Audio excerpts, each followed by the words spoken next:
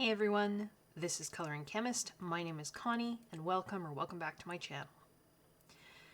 This is going to be a very, very long video. Just warning right up front.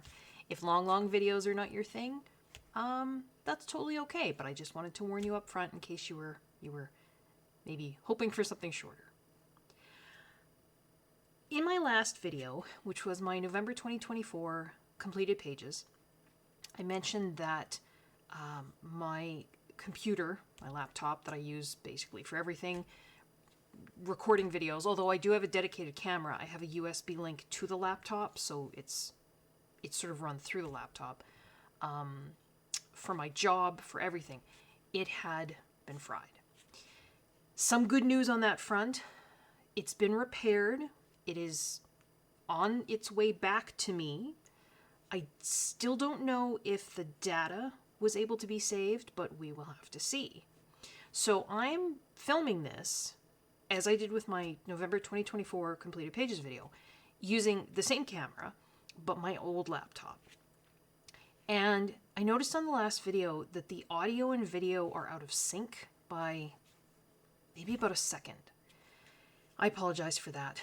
If that happens when I'm trying to edit this video, I will try and fix that. I'm thinking maybe it's just the old computer is struggling to keep up. I'm not really sure. So just wanted to give you some hopefully positive news on that new computer situation. I know I'm doing this again on my old computer, but I just don't have the new computer yet back, and I felt the need to do this.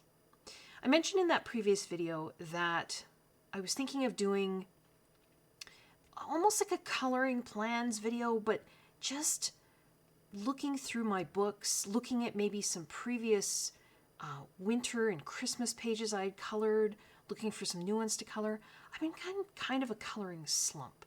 And then, you know, with my computer being fried and just there were some other things that had happened, well, over basically looking back over 2024, and I shouldn't complain. I know I shouldn't, because there are so many people out there that have it so much worse than I do. So I shouldn't complain. But there were a lot of challenging things. So yeah, just kind of feeling just in a slump, which is too bad because you know what?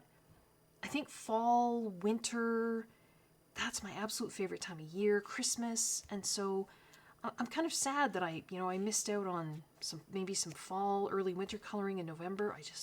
I did some, but I wasn't feeling it. So I'm hoping that what I'm going to do today, which is you're just going to sit with me. That's what it boils down to. I will natter on to you for heaven knows how long. We're going to look at maybe some potential color combinations we can use first, and then we're just going to look through my books. We're going to just randomly, well, not randomly. I know that's kind of been a trend lately to do the random kind of page picker. I don't think I'll do that because it doesn't appeal to me, but that's okay. You know, what if it appeals to other people? That's fantastic. So I'm just going to basically go through. I have massive stacks of books here next to me, my trusty Post-its, and just, I don't know, mark off some color combinations, mark off some pages that might appeal to me. Who knows if I'll get to any of them, some of them, definitely not all of them. I will mark far more, just like I did with my sort of fall-ish plans video. But hopefully in going through the books, you know, you'll be able to see some of the stuff that I've colored in the past, too. And I'm hoping to see some of that stuff, because I feel like right now, it's weird. I call it a coloring slump. It's like I want to color, but maybe it's just the stress of the, you know, the computer and the things that are going on. I feel like I don't have any ideas, which... I mean, I've said before, I'm for those of you that aren't aware, I'm a chemistry teacher. I'm very, very left-brained. And creativity is not my forte. But in the past, I feel like I've had, I don't know, even just vague ideas of you know, some things I might want to do with a page. And I just feel like there's nothing there. You know, like I've mentioned before the word bandwidth, I feel like I just don't have any coloring bandwidth left in my brain. So hoping doing what I'm doing here today with you guys will maybe trigger something. I don't know. We'll see. if nothing else, you guys are just going to sit with me for, I don't know, however long this takes, and we'll go through stuff. So there might be, periods of silence where I'm just kind of flipping through books. Kind of me, like I say, just kind of nattering in between. Maybe you can grab yourself some coloring and just sit with me. Color. We'll go through some books. And we'll find some, hopefully, Christmas, winter kind of inspiration. I thought I would start off with just some inspiration with color combinations. So I'm going to put this to the side. I purchased this little book, I think it was this fall, and it's Practical Color Combinations, Naomi Kuno. I believe she's probably a Japanese artist, if I had to guess. And it's a book of, well, just like it says, color combinations. It's very similar in that sense to Sarah Renee Clark's Color Cubes, which I do have, and we'll sort of take a look at in a second here. This is a little different. It gives a more extensive color palette for some of them, not for all of them, but then sort of different color combinations. 2, 3, 4, 5 color combinations using, whatever the palette. And then it's broken up into, I don't know if I would call it themes. What do they call it? Categories, I guess. So a color group with cute, gentle, and cheery impressions, jovial, positive, energetic pops, relaxation, elegant. But it also at the back has, and me being the left-brain scientist that I am, it has an index, a keyword index. I love indexes. I love books that have indexes. Because and it also has a color index. I'm much more likely to look something up than just flip through. Now, having said that, this entire video is going to be me flipping through. But for something like this, there's so many pages in here.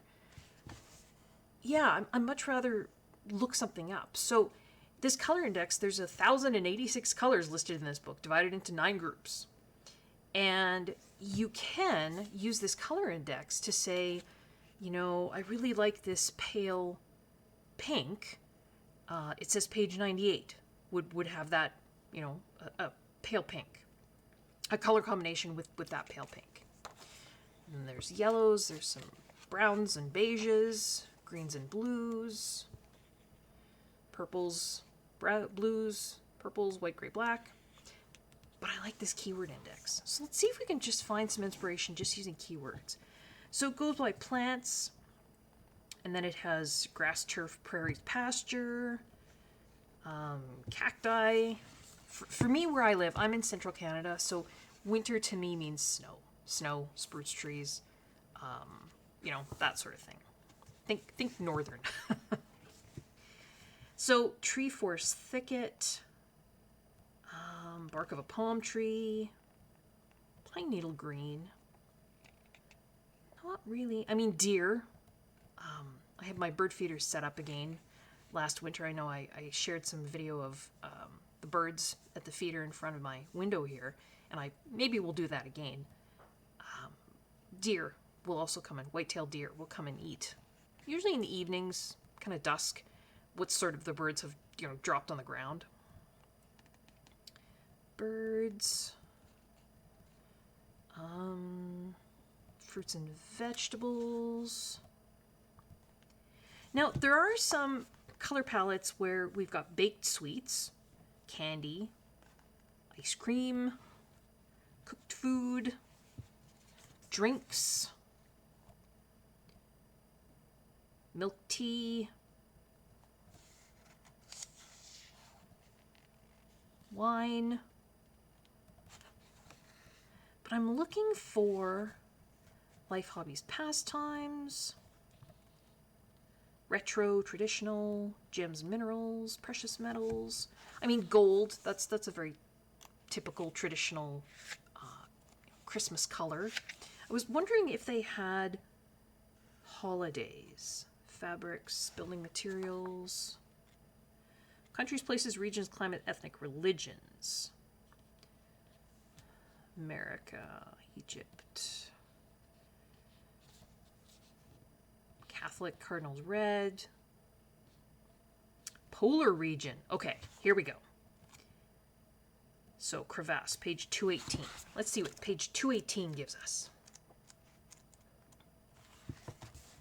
Ah, interesting. You know what? I like that. We're going to mark that. So, this is a color palette that they call adventure novels. It's got 9 different colors. And then over on this page, it's got some 2-color combinations you can try. You know, based out of these 9. 3-color, 4-color, and 5-color. It's a very bold palette. I mean, it's got things like polar blue, iceberg blue, crevasse. That's cool. Okay, that's, you know, already getting me... Oh, iceberg and polar region, they're all on the same page. Scandinavian red. What does that look like? My heritage...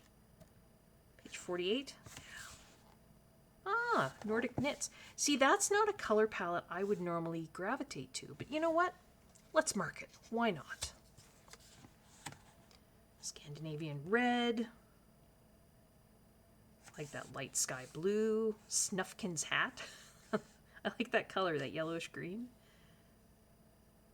Northern rose. Walnut brown. And that's the thing. Again, 9 colors here. You don't have to use them all, right? Over here, you've got some 4-color combinations, 3-color combinations, 5. Yeah. We're just marking things just because I'm looking for something, inspiration. You know what I mean? Totally forgot what I was going... Oh, heritage. Sorry. Yeah, there might be a lot of that too. Me forgetting where I'm going with things. My mother's family emigrated to Canada from Sweden, and my father's family emigrated to Canada from Germany. So it's a very Northern European kind of heritage. So yeah, I just feel drawn to, yeah, Nordic kind of northern colors. And I live in central Canada, which is... yeah, got the same kind of, I think, climate, snow in the winter, that sort of thing. So I'm just looking here, Jurassic period, flame. I mean, blazing flame, but it's funny, I don't, that's not what I'm looking for. Calm light, so light and shadow. Golden pale light. What's calm light look like? 164.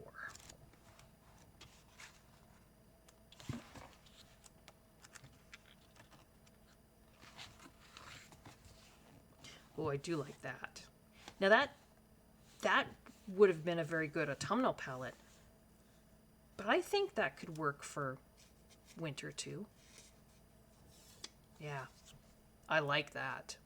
That's more, see, it's funny. That's more my jam. That, not so much. But you know what? Maybe that's what I need. Maybe I need something that puts me out of my comfort zone, and that's where I'll find the inspiration to, I don't know, get out of my rut, maybe. So that was calm light. Dim light, 128.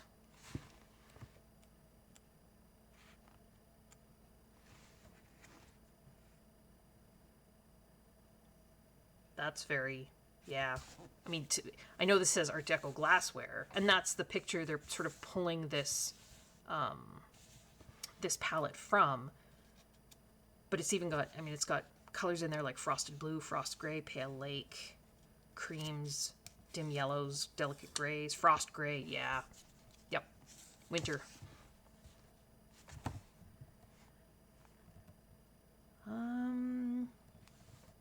Gentle light, 134.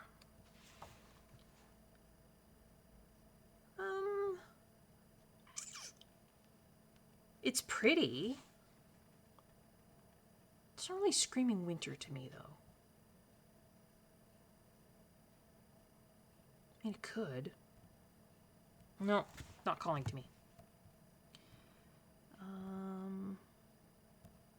Quiet Light. Oh, Quiet Light's 134 again. No. Mm-mm. Shade. Shadow at sundown. Warm shadows. Nature. Beach. No. not winter for me. Dew. Dusk. Lakes. Morning dew. Dark night. Evening gray. 146. What does that look like?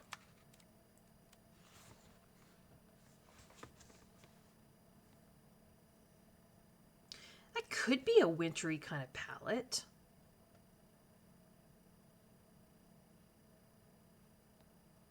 Maybe. That's not calling to me either, though. No, I'm going to leave that one.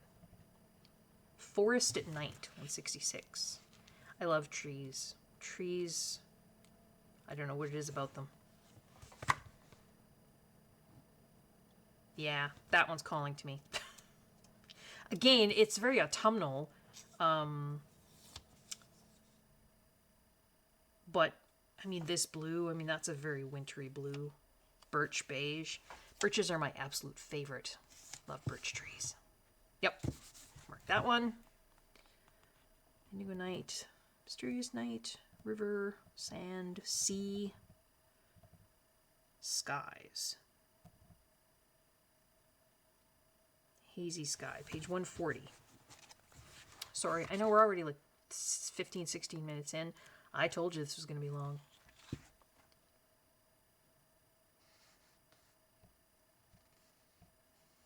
You know what? I like that. Yeah.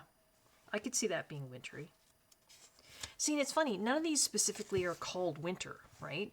I'm just sort of going by how winter makes me feel, almost, if that's makes any sense. Windy, gloomy sky, page 172. And just seeing what calls to me. It's a very pretty color palette, but I don't know. Could I see it working for winter? I mean, we've got the pine trees. And the Highland green would work, but the summer meadow, some of it's too... I mean, again, I wouldn't have to use them all, I guess. Yeah, we'll mark that one. We'll see. Water, wind... Ooh, cold wind, 252.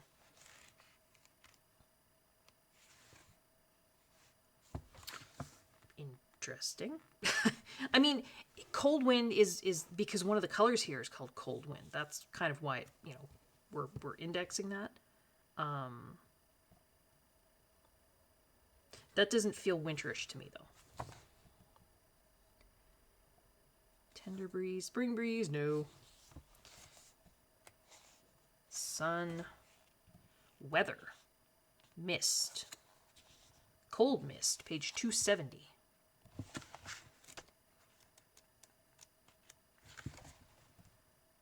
No. That's not... No. I mean, it's got, again, color cold mist in there, but no. Fog mist in summer, lavender, lime mist in summer, misty forest, 242.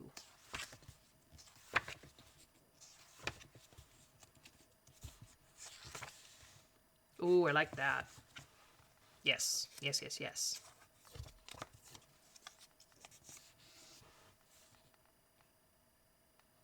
I love these descriptions. This color's called Silent Witness. Mysterious blue in the image of the British drama Silent Witness. I have always been meaning to watch that. And I know there's like a ton of seasons. Mystic Shadow. Secret Violet. Ghastly Green. Grayish green that expresses shuddering fear or a bad feeling. I don't know. I like that green. Suspicious blue. I mean... maybe feels very Halloween, but to me that feels winterish too. So, now I forgot where I was.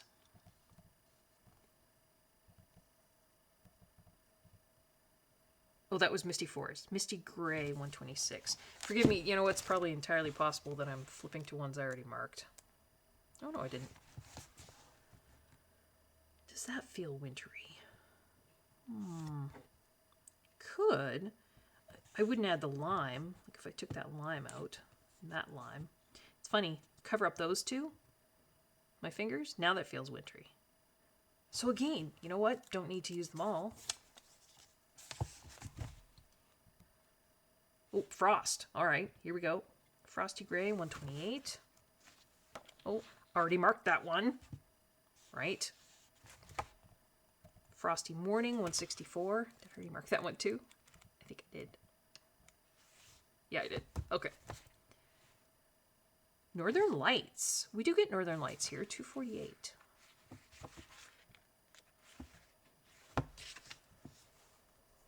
That's very bright. I mean, the Northern Lights do have some pretty bright colors in them. It's funny though, a picture like that isn't true. I know everybody sees pictures like that on the internet, and you think the Northern Lights are that bright. They're not. Not where I am anyway. Because of course your camera lens picks up light that your eyes can't. And so the pictures always look like stunning, but it's not really what they look like. There is some pinkish purple in them, and green. Green is probably the most common color. But that band there, that limey band, you know, these up here are maybe closer. But that one, no, that one doesn't call to me. Fictional characters, werewolf, traditional Japanese colors, art styles, paintings, porcelain, feeling, atmosphere, expression of color tones. Oh, okay, so there's blue, magical blue, soft blue, green, pink, red. What's whispering green? 92.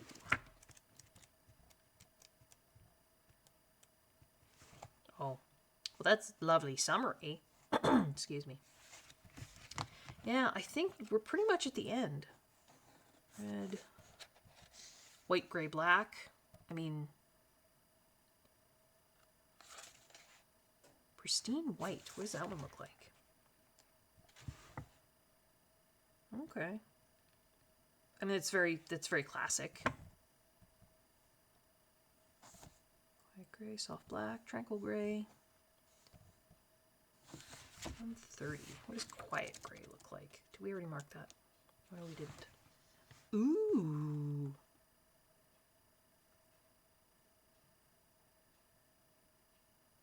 I like that.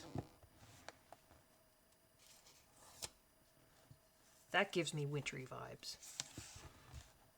Ooh, good thing I didn't quit.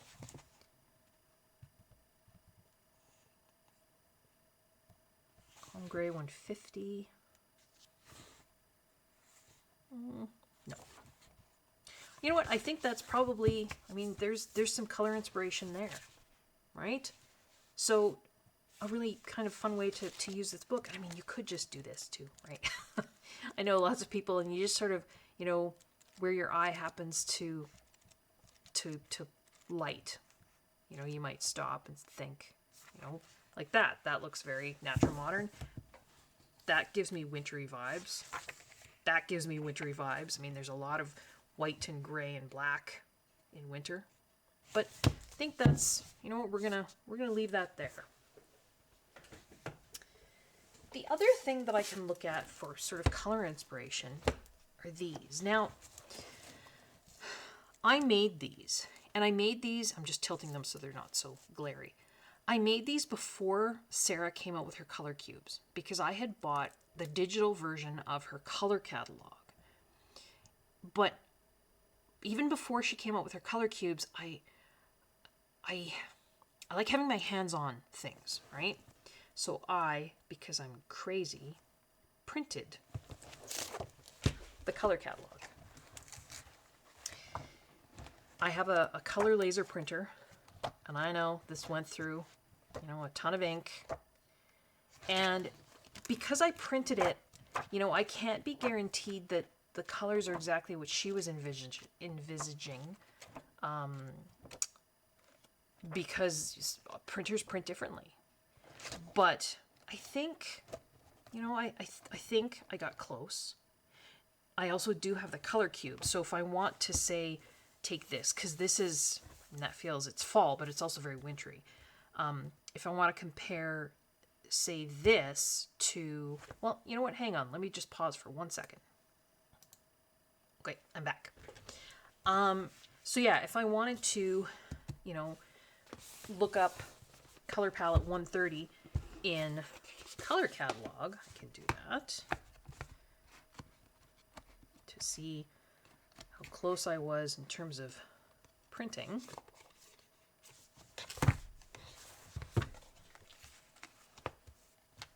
Not bad. You can see though where my printer, I would say that one's more off, right? Mine's purplier, hers is less so. This is orangier, hers is more brown.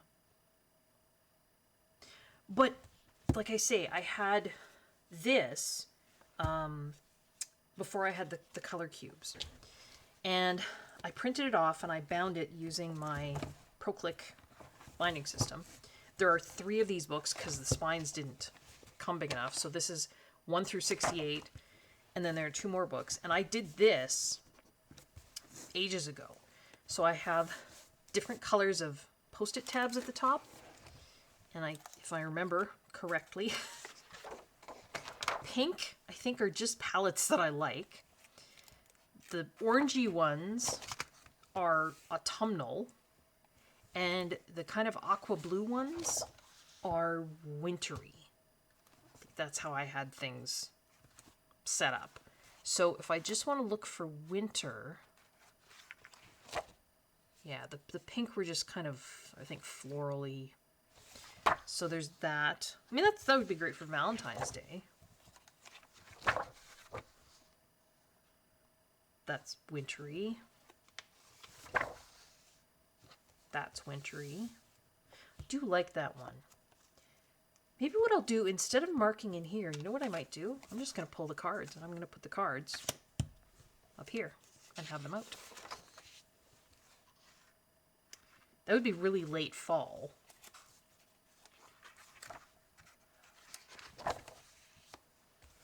Again, kind of late fallish. Yeah, kind of late fall. That's very wintry. 151.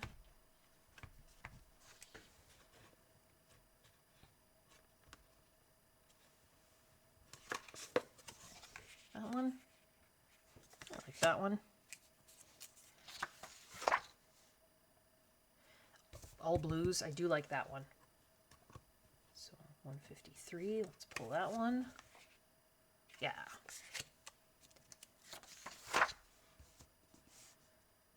I like that one too. Can have a lot of cards in front of me. I'm just looking, you know what? I'm already feeling better. Thank you, guys, for spending time with me.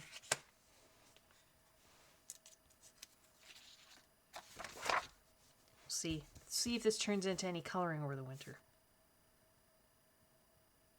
Those are neat palettes. Neither one of them's calling to me. I like that one. 158.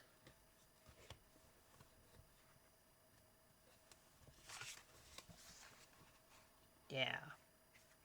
It's funny, when I printed it, you can see the difference, right? I printed it off. Sorry, it's very shiny, isn't it? There. You can see mine's very red there, whereas hers is much... well, she calls it auburn. So I think for me, having the color cards is good. These are very similar, aren't they? This maybe, well, this has like a beige in it, and this one doesn't, but we'll just pull 158, I think. I like that. I really like green-gray,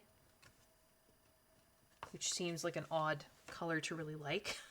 And she actually just lists these as gray, platinum gray, charcoal, and black. But I see greens in those. Even on like this card. So green gray, that, because pine trees, spruce trees in the winter here, they don't lose their needles, Although we do have tamaracks, which do lose their needles. But the green that they are is a much more muted green. You can see in the springtime, the green, it brightens up the needles on the trees, I think, because there's a lot of new growth, which is a much brighter green. But in the winter, it's green, but it's not green, if that makes sense. It's this gray green. I like that one. I like that one too. We're going to pull that one. 161. Very pale cream pink, and then kind of grays and blues. You can see at the end of this, I don't think she had the color palettes, she didn't have them in like seasonal order, but she does seem to have, like you'll notice it's just blue, blue, blue. So it's this kind of one, I don't know where it started, in the 140s somewhere. It's a lot of kind of wintry palettes.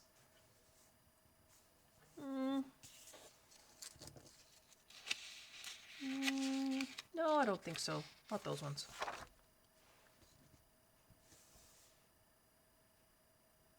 It's very wintry. You've got the berries on the trees. No, I don't think so. It's very...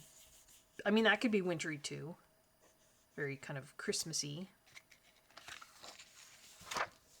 That's Christmas. I don't think so, though. So that's like sort of book one. And then I just made some covers out of some scrapbook paper.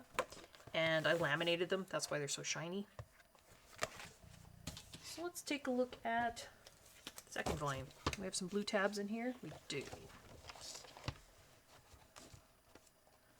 It's a very moody one.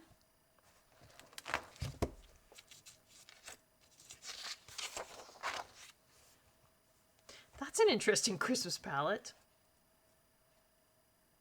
I'm going to pull that one. It's not something I would normally do, but I mean, you've got, you know, more traditional Christmas there. I'm going to pull that.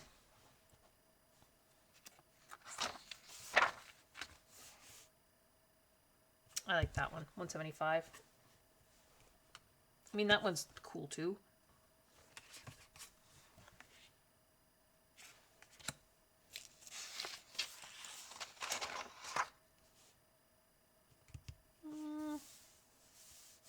No, not going to pull those.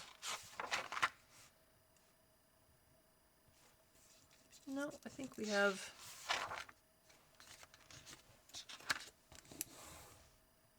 That's pretty.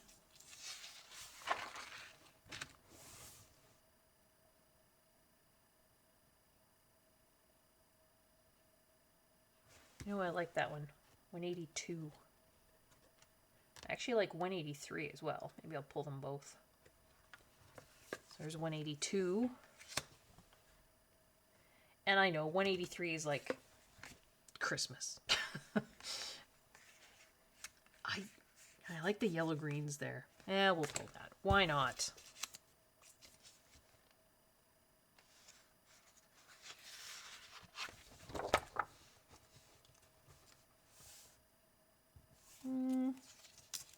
I'm just looking at all the ones that I had tabbed in blue from before, basically.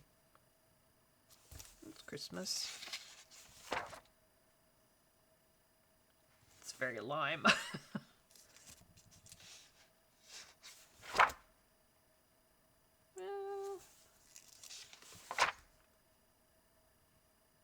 I like that one, but I feel like we have something similar to that before. But you know what? Why not? Let's pull it.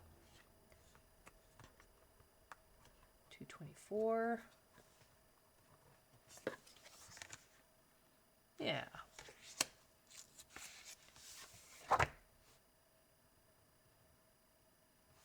I think we've got a lot of kind of...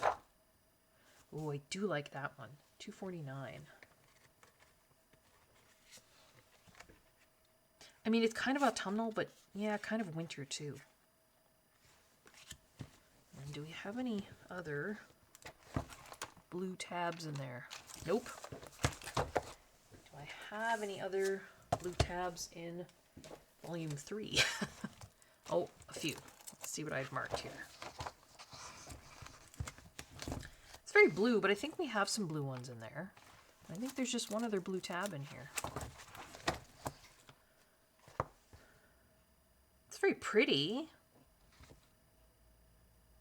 Do I want to pull that one? No, because it kind of, I mean, it feels festive. It does festive, you know. And you've got your cinnamon sticks and your, I don't know. No, I think I'm just going to leave that one. All right. So I'm just going to, just a quick pause here. So now we've got, wow, 35 minutes and I'm just picking color palettes. So we've got some color palette ideas there, and we've got some color palette ideas here. So I'm just going to pause because I'm going to put the color cubes and the other stuff away because otherwise my desk space is going to become quickly overwhelmed. Hang on one second. All right, I'm back. All right, so you know what? Let's take a look at some stuff here. I think to start, I will maybe go with these folders. So this is something I colored last year. So this was a Rita Berman freebie. And I don't know if she's put out her freebie for Christmas this year yet. Maybe she doesn't have one for Christmas this year. I don't know. She had one for Halloween. I really, really enjoyed doing this.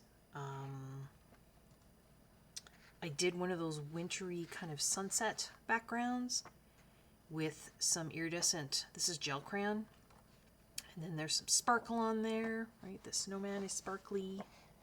See that? The coloring itself is done with Pitt pens. I don't know that I had the Stettler pens last year. Did I? I can't remember. But I mean that was super fun. I hope she comes out with a Christmas one. No, this is, did I say Rita Berman? This is not Rita Berman. No. This is Melpomene, isn't it? I can't think. Hang on one second. No, I was wrong. My apologies. I mean, Rita Berman does amazing stuff too. This is Melpomene Chetspanigiotto. And she, I think, puts out freebies. So I'm hoping she does another Christmas freebie. But yeah, this is one I did last year. See, I look at this now and I just think, I don't know how my brain had that idea. I don't know. My brain doesn't have any ideas this year. Maybe I'll just have to copy what I did last year. Sometimes you gotta do that. I totally meant to do some kind of advent coloring this year. And you know, I have so many of them. This is a freebie inky advent calendar from Joanna Bassford. This is a couple years old. And I colored this a couple of years ago. I think if I was doing it now, I'd probably do it differently. Believe it or not, a lot of this is pencil. Pencil. In fact, I think all of it is pencil. Connie coloring in pencil. Wow. And then there's some glitter gel pen on there. I think it's the Jelly Roll Stardust, the clear one. Yeah. But, I mean, it was fun. And I look at it and I think, yeah, I really should be doing some kind of coloring advent calendar for Christmas. But it's already, what's today, December 5th? I don't know. I don't know if we'll get, I'll have to play catch up if I do. This is something I did a couple of years ago. This is a scan out of a Jen Racine book, and we're going to look at the book. But I scanned it onto like cardstock instead of the Amazon paper. But this was just a fun one. I don't even think there's any shading on here. It was just fun. And this was a couple years ago, so yeah, I even had it back in my head back then that I should do something just simple and fun.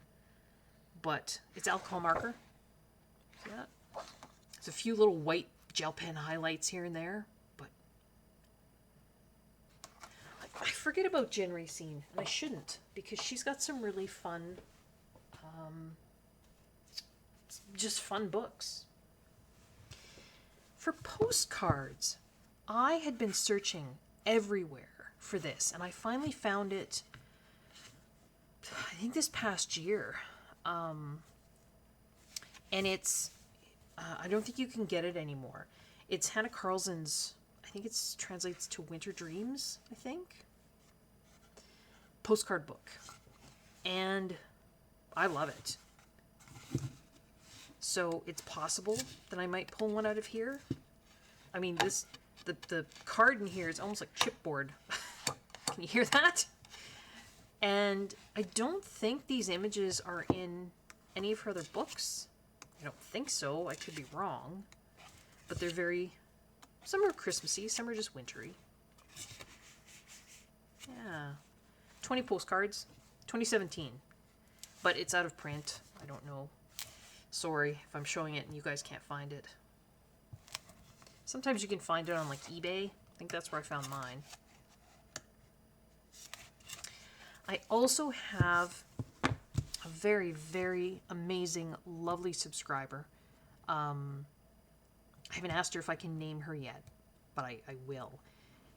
Sent me a package from, sorry, I had a little coughing fit there, Sweden. And in it is a copy of Hannah Carlson's Seasons postcards.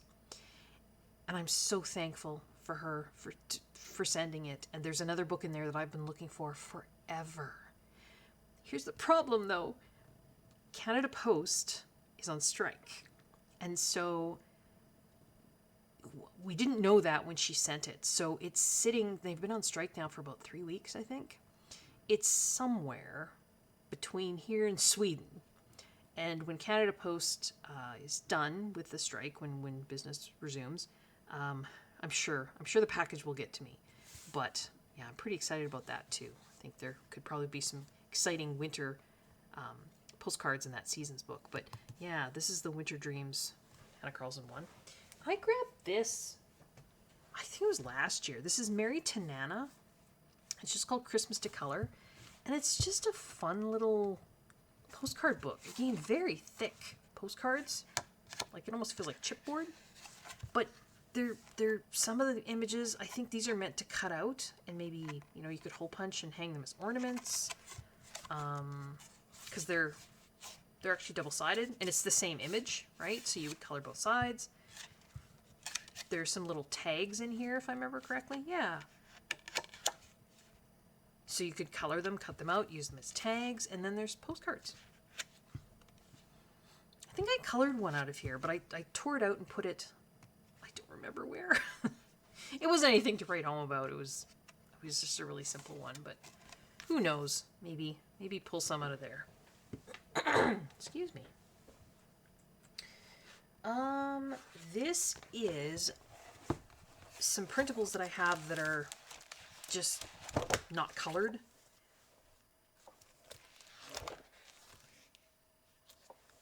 There's some fall stuff. Here's winter stuff. Sorry, I'm tilting it just because it's got such a glare on it. There is an Advent little coloring calendar by Zoe Sadler. I could have done that. I actually printed another copy of the Joanna Basford one, just in case I wanted to do it again.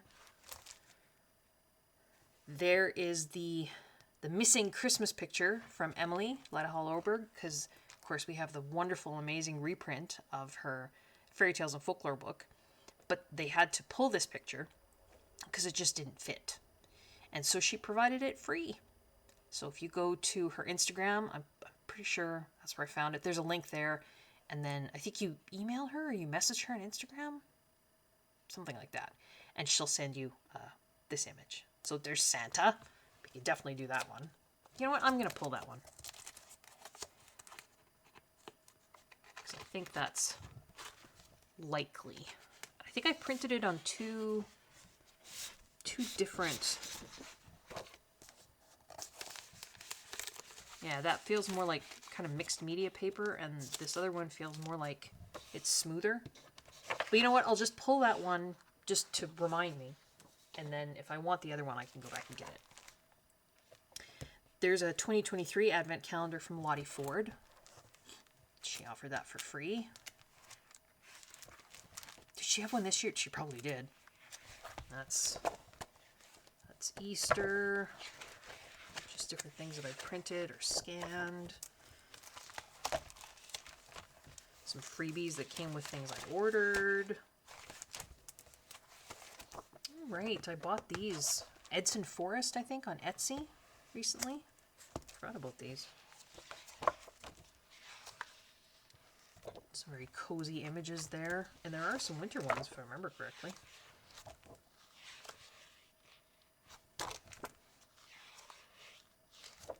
Fall, harvest. Yeah. Because there's the... Sorry, I know there's a glare. You see that? There's the sort of the artist's original image and then the line art version. So I printed these off the Etsy store just because I wanted, you know, if I was going to color, I wanted to, I don't know, kind of copy and go by what the original artwork looked like. So that is that one.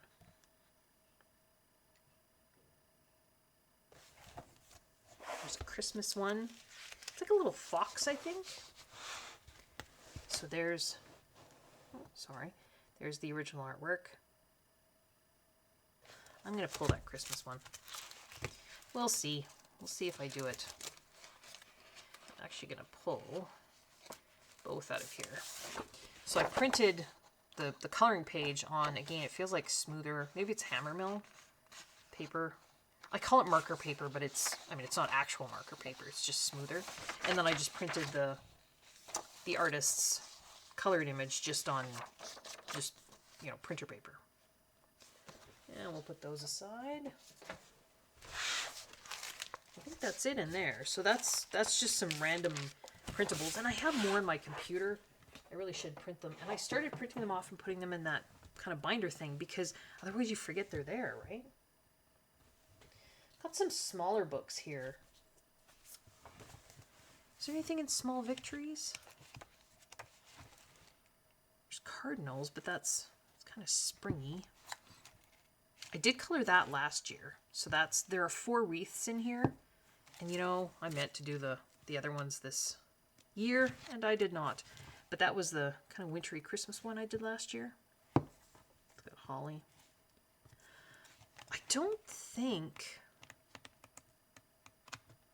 I mean, I did this one a little while ago. I was playing around with the tempera paint sticks for background. And I sort of made it look wintry. I don't think I meant to. It just sort of happened. But I don't think there's really any... I don't think there's any winter pages in here. You guys tell me in the comments if I'm wrong. But I mean, she does a lot of florals. I don't think there might be one like small one of these pages where there's like a bunch of houses and one of them, oh, that one's maybe what I was thinking of. I think that's kind of a little wintry scene because that to me looks like snow and you've got smoke from the chimney and pine trees. But other than that, I don't think there's winter pages in there. So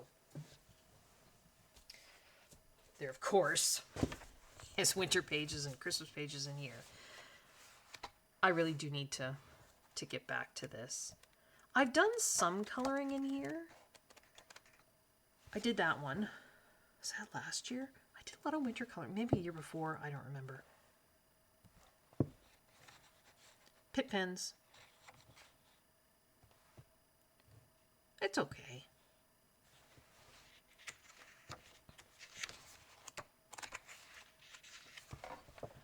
That was a couple years ago, I think. Again, lots of pit pens. Some pencil. There's glossy accents on there. There's a little bit of sparkle here and there. There's some white gel pen.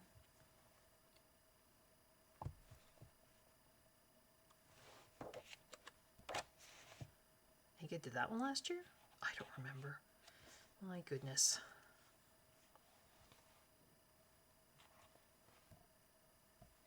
Again, glossy accents like on the candy.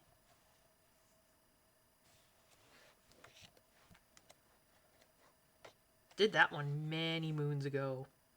It's not great. And then I added some stencil in the background, which is also not great. And then I tried to do snow at the bottom, which didn't really work. Oh well. Then I think I just did, yeah, I did the nameplate page and sort of the facing page. Oh, sorry. Came a couple years ago, maybe? I don't remember. Not the greatest. Strange color choices, maybe. But, you know, oh, and I did that page too. How about that? There's so many to choose from in here. I don't think I'll mark any pages in here because you know, I mean, they're all Christmas, they're all winter. I really would like to do that one, but I'd like to do a really creative background because I've seen some really fantastic backgrounds and I just do not know if my brain has it together enough. That one, so, you know, again, amazing creative backgrounds. I stress about backgrounds, but then when I do them, I love the way they look. See this one? I mean, this one, you could just do a wall in the background. I'm just not sure my brain has what it takes right now to pull off an idea for background. I don't know. I don't know. I mean, that, you could just do one or two, you know, just some simple stuff. We'll see. We'll have to see. But I definitely, you know, we'll have that one pulled aside.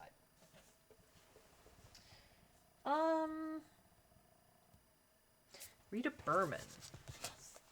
If I remember correctly, the Europe book has, yeah, some wintry kind of pages here. I think this is sort of in the, yeah, the Scandinavian kind of section. That feels maybe more fallish. That's maybe more fallish. That one feels very wintry. Yeah, I think we'll mark that one.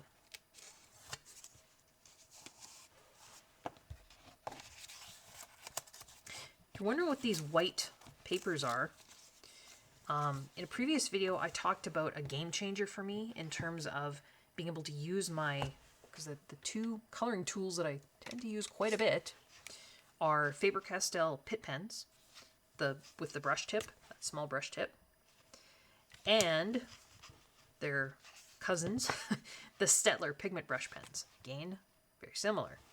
And I use them together. They work well together. There's slight differences in the ink, but they do work quite well together. So I have a 60 set of each, so I've got 120 colors. Some of them are close duplicates, but there's enough difference that, for me, because I use them so often, having both sets is good. But some papers, and I blend with them. I actually blend with them on the paper. And in order for that to happen, I need a smooth paper, number one, but I also need a paper that's not going to just suck up the ink really quick. I need the ink to sit on the surface just briefly.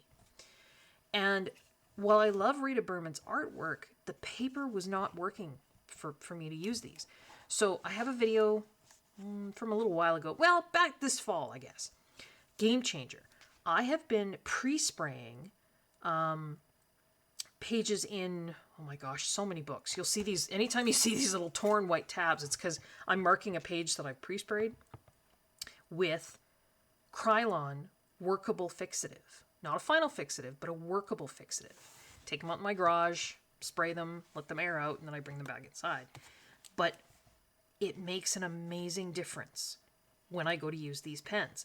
I've tried doing like a brush on, you know, like a satin glazing liquid kind of basing first, and it makes the pens, it's too slidey. I mean, I realize it's not slidey and it puts a texture, and then it does a weird texture. I don't like it. But the pen's blended too much. Whereas this spray-on workable fixative, it's like the Goldilocks, you know? It gives me a little bit of coating to the paper so that these can blend, but not so much that they just all mush together, if that makes sense. But, yeah, so that one, I think. Rita Berman page there. And then, of course, we have Rita's lovely book, My Winter Walk. Again, sprayed pages. I have done some work in here. Something I did last year for Valentine's Day. That color palette was thanks to the lovely Karen, Zucchini Kitty. I took a lesson from her, leaf from her book, and used that color palette. This one, yeah, I'm pretty super proud of this one. So I did this one last year. Again, I look at this now and I think, I don't even know how my brain came up with this. But it's like a winter sunset kind of scene. We've got skaters. Yeah, a little bit Christmassy. We've got candy canes and stuff. But I mean, you know, I'm really proud of this one. I think this is one of the pages that I'm probably maybe most proud of. I would like to try and do something like that again. I don't know if my brain is with it enough right now. I don't know. All kinds of lovely pages in here that I could do. Started that one last year, but I don't know why I chose purple. Maybe because I was thinking like jam? I don't know. But I'm not super, I don't know. Did that one ages ago when I first got the book. Again, I don't know what I was thinking. This is pencil. I don't know what I was thinking with colors there. This one to me had like a Charlie Brown, you know, Charlie Brown Christmas vibe, where you've got the multicolored lights. I've got the black background, and then I spattered it with white ink, so you've got like snow on there. I don't know. Like that one too. I think I did that one last year. So you've got your Northern Lights. So I did those in glitter gel pen. And then the rest is just Pitt pen. I don't know if I had the Stellar pens at this point. I'm not sure I did. Can't remember. So, again, I'm not going to mark any pages in here. It's kind of like the Joanna Christmas book. I mean, there's pretty much, almost any page I could choose in here. Oh, and I did the little title page there. And the star. But there's just so many pages that I could choose in here. So I don't think I'll mark any. See, I would love to do that one. But again, would love to do like a background.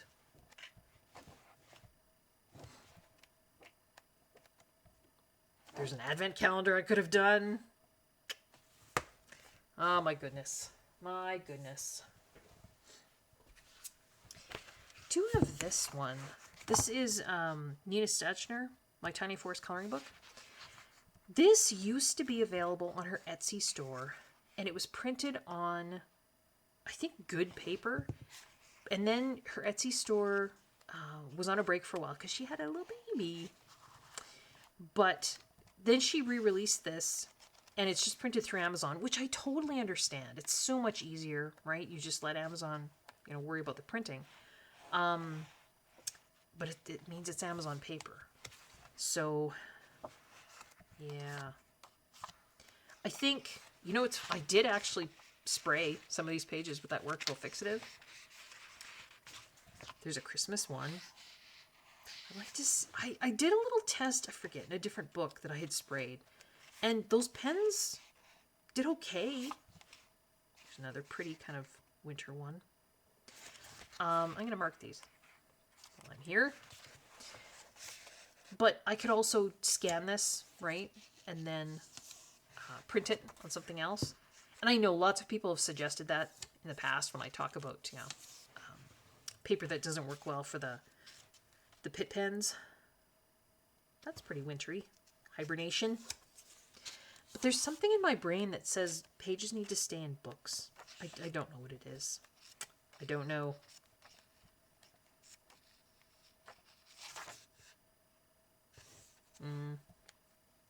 There's so many adorable pages in here. And there's a winter one. I could just break down and use pencil. I could do that too.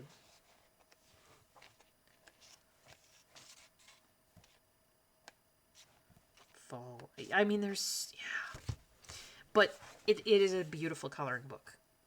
And Nina also does some design. You can buy like blankets and wallpaper and stuff that they use her designs for baby stuff. Look at it. It's so cute. So yeah, there's some There's some pages, some ideas for me. I have this adorable book. I have never colored in it. Because again, the paper just did not seem like it wanted to play nicely with the Pitt pens. But I did do some pre-spraying in here. And this is broken into seasons, if I remember correctly. So we've got... Does it start with fall? Yeah, I think it starts with fall. Yeah. And this is where winter starts. So, you know, we've got a whole selection here. But I did pre-spray. Oh, I pre-sprayed those. So I could take a shot at those. I pre-sprayed those. I was out my garage a long time with that spray can. I had the big door open. It's okay. There was a wind that day. I pre-sprayed those. But yeah, I really should try. We'll see, I should have pre-sprayed that. It's winter now. I don't know. I pre-sprayed that. I could do that. I really should work in this book because it's a sweet, adorable book. And it was just, yeah, that's where spring starts. It was just because the paper, while it's great paper, it wasn't great for the Pitt pens. That's all. I really like that one. I'm not going to mark any pages in here because I know there's like a winter section, right? And I know where it is, so we'll see. We'll see if there's something in there that calls to me.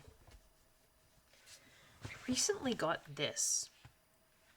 And I bought it from Coloring Heaven. It's an older one. So, when I say older, I'm not sure. It has dates on them, does it? Just says issue 3, Happy Moments. Designs by Paper Panda.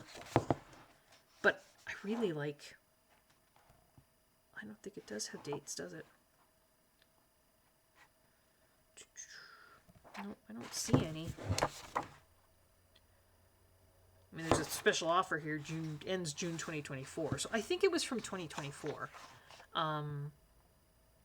But I only ever had one Coloring Heaven book, and it was that Jars book. And, you know, I really liked it. So I think I ordered this and one other. But there's a Christmas one with Christmas mice. I think we'll mark that one. That's very cute. Take only memories, leave only footprints. That's cute too. Baby, it's cold outside. That's very cute. I'm marking that one. But yeah, so I just have, this fall, I just have a very few of these Coloring Heaven books. Just lots of them. I don't have a subscription. Sometimes the Jars one I found at my local Walmart. And then I ordered this and one other from the Coloring Heaven website. I think back in the fall, maybe? I can't remember. I think those might be the only wintry ones in here.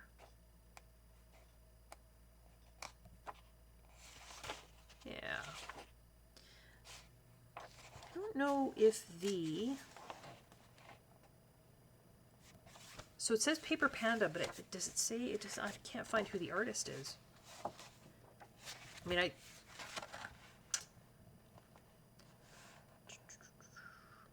sorry. Yeah. I'm sure there's an artist behind Paper Panda. I just don't know the artist's name. So I apologize for that. But it's one of these pocket-sized ones. So I like that too. But yeah, there's a few cute winter ones in there. Do have...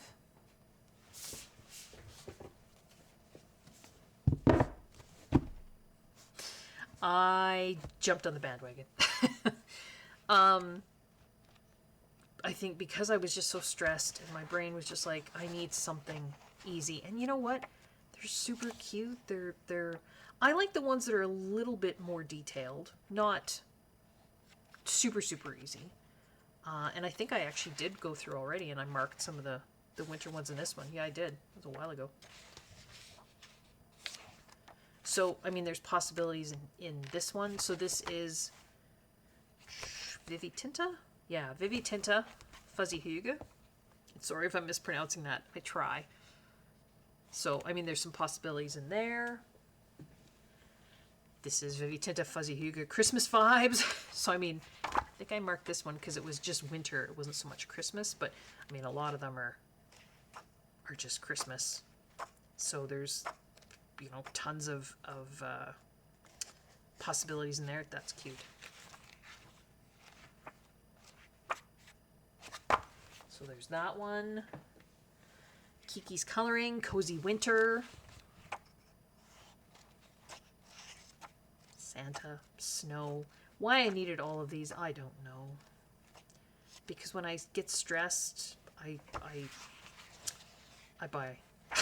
I buy coloring books and coloring supplies, whether I need them or not.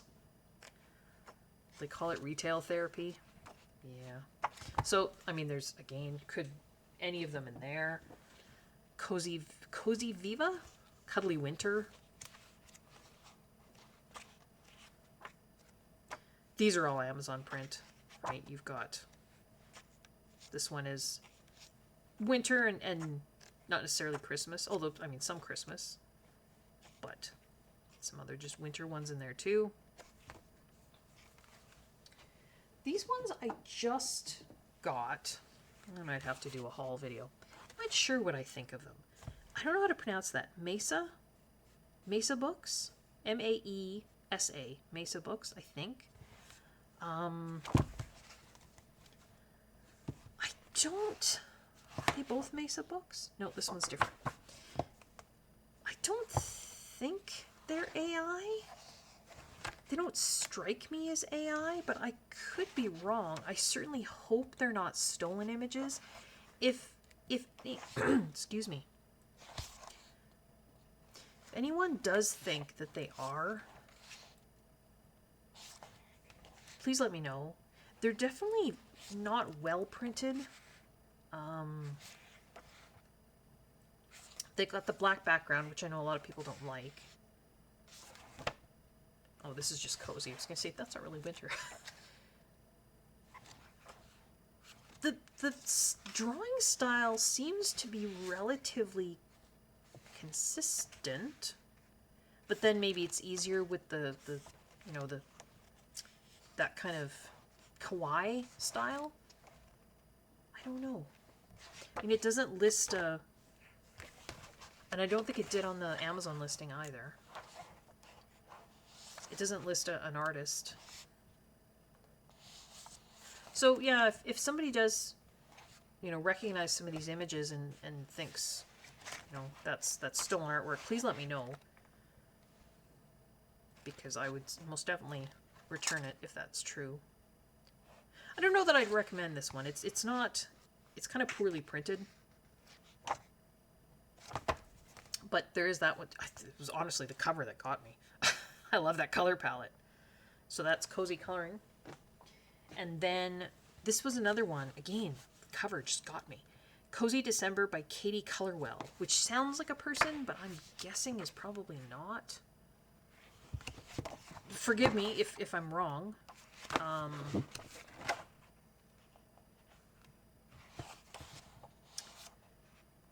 This one also has, weirdly, it's a black background, but with like a white printed design.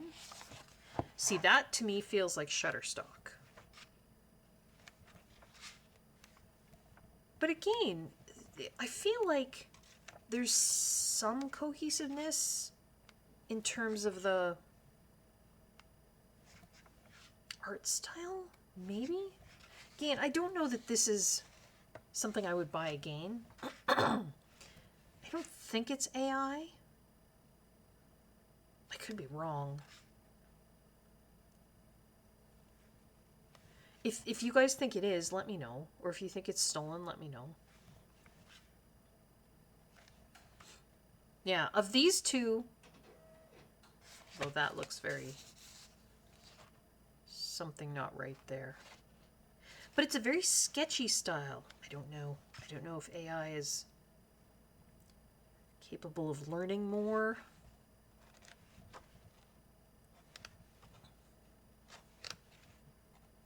don't know. So yeah, these two, other than the covers being adorable, this one's got that odd matte cover, and obviously this one is very shiny. But I you know, maybe some possibilities in there. This one, I know is not AI, and I know is drawn. Gabby Wolf. And this is her Cute and Easy Christmas. So, I do like Gabby Wolf. I have her Mini Mania books.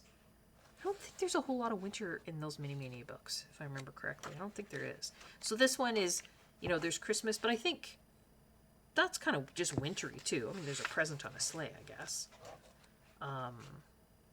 That's just baking. I just did that one. That was in my November completed pages. Just very simple. There's no shading. There's like mixed media on there. Just gel pen, metallic gel pen, sparkly gel pen, a little bit of glaze pen, and alcohol marker. That's just winter. There's another advent calendar I could be doing. So yeah, I'm not going to mark any pages in this either because, I mean, it could be. Any of them could be. Could be good. Two more of the easy. I did get, this is My Fuzzy Buddy's Christmas. Cute and cozy. I don't know who this is by. I don't think it even says. This one, the line work is a little bit lighter. There's so many of these out there now, isn't there? It really shouldn't. I'm not going to buy any more. I mean, this is more than enough for me. Probably too many, because I think some of them are not so great, but yeah, I think some stuff in there that could be possibilities. This one I really do love. This is Coco Wyo, Cozy Spaces, and this has that winter bunny picture that I did in November too. I really like how this turned out. You know, again, kind of a mixed media kind of approach. There's some alcohol marker. There's a little bit of Pitt pen on here too. There's some glaze pen, some glittery stuff, some metallic stuff. It was just a fun picture. I don't know. Are there more winter ones in here? Oh, there's one. That looks Christmassy. Where's that one? That's Christmassy. We'll mark that one. Because this one is not just specifically winter, so we'll mark some Christmas/winter potential pictures. There's one.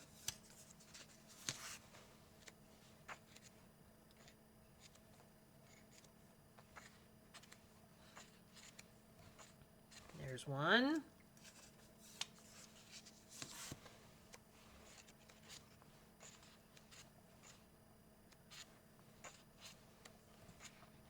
I mean, again, I'm being very literal with Christmas and winter, and it's very specific to where I live, right?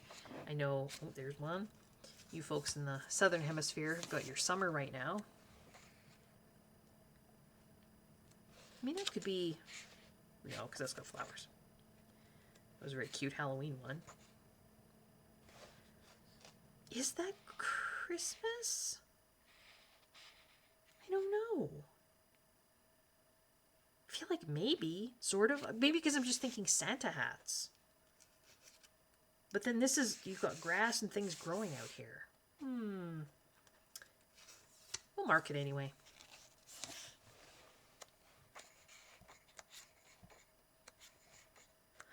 I really like this Coco Wyo one. It's funny, I like the little bit larger size, because a lot of the cute and cozy books are that, what is it, kind of 8 by 8 inch size. And this one just feels like it has maybe a little bit more. That's cute. A little bit more detail. That would have been a cute one for Halloween.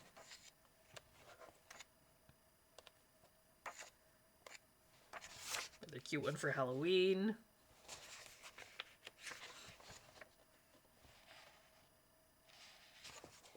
Here's my bunny one.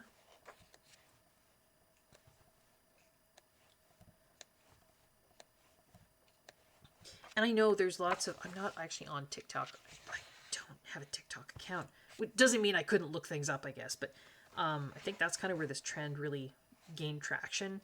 And there's all kinds of, and I know Color with Claire has tutorials on her channel too, where she talks about, you know, being able to put backgrounds in and things like patterns. I mean, sure. Or you can just be simple. But I do like that one. So that's Cocoa Wild Cozy Spaces. These are the Jen Racine books that I have. And these aren't, so I have a little, and I'm going to pronounce that wrong, Lagom? Is that how you say it? Time to Hygge. And then the Modern Cottage Collection. Look at the covers. Aren't those beautiful? Not winter specific, but this idea, and I think this Lagom is a Swedish, because the Hygge, that's Danish, right? Am I right on that? But it's this idea of coziness. But I think it's more specific to winter, maybe. This Lagom is kind of, it says in the back, Lagom.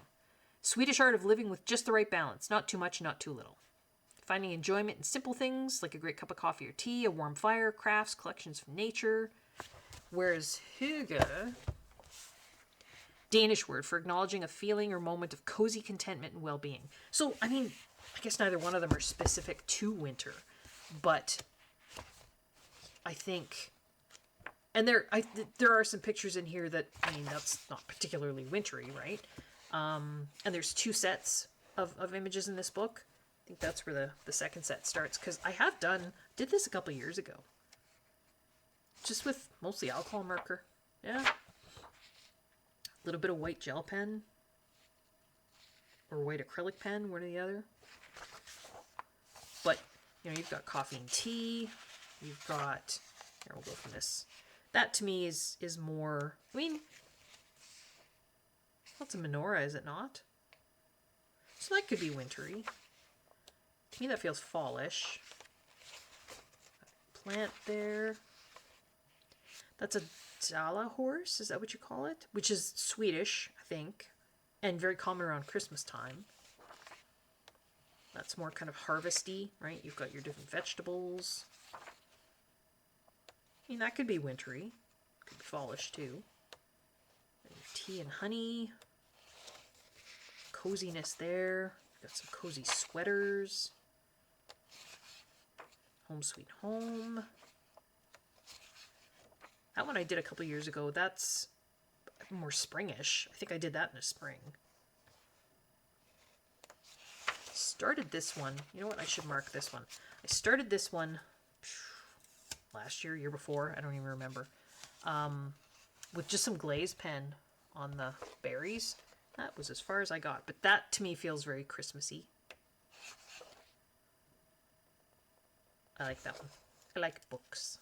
We'll mark that one too. Things to eat. I mean, that's very summery. That feels very cozy.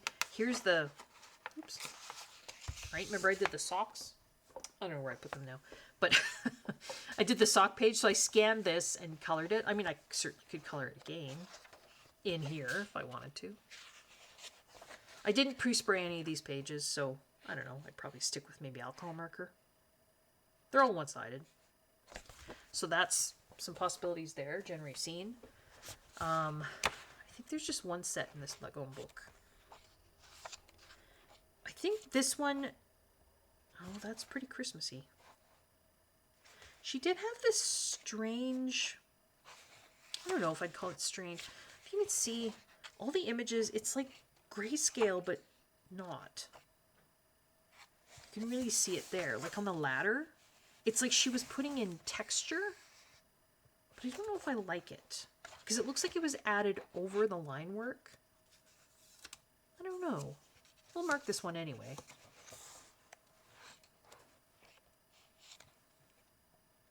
Lots of coziness there. Just things that might, you know, make you, that's very cozy. That would make you feel cozy and happy. Here's a recipe for vegetable soup. Some feathers. Yeah, I just don't know what to think about those lines. I don't know. Like I say, it's like grayscale, but not. There's cookies.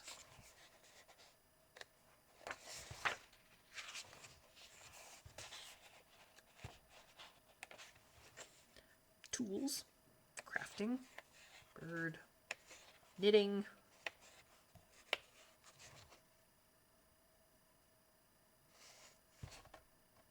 It says, please note there's some grayscale details on many pages. Pardon me. There are some grayscale details on many pages. I think it meant to make it easier to see where shading could be applied. This is meant to ease coloring and add some dimension to the drawings. Alright. I'm just not sure what I think of it. Well, one possibility in there. I think this one, if I remember rightly, is... This collection has a selection of drawings found in a few of her other books, Scandi Nature, Time to Hygge, and Garden Gnomes.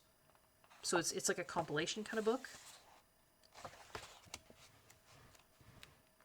Yeah, so there's some gnome stuff. So she does have a Garden Gnomes book. There's a Dollar Horse again. So some of these we've seen because they were in Time to Hygge.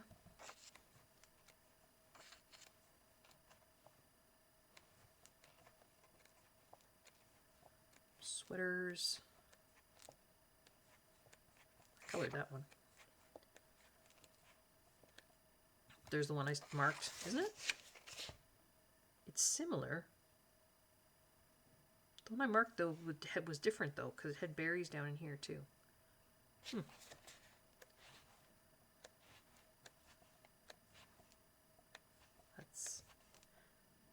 I did that one. Although it looks flipped. Is it flipped? No, maybe it's not. No.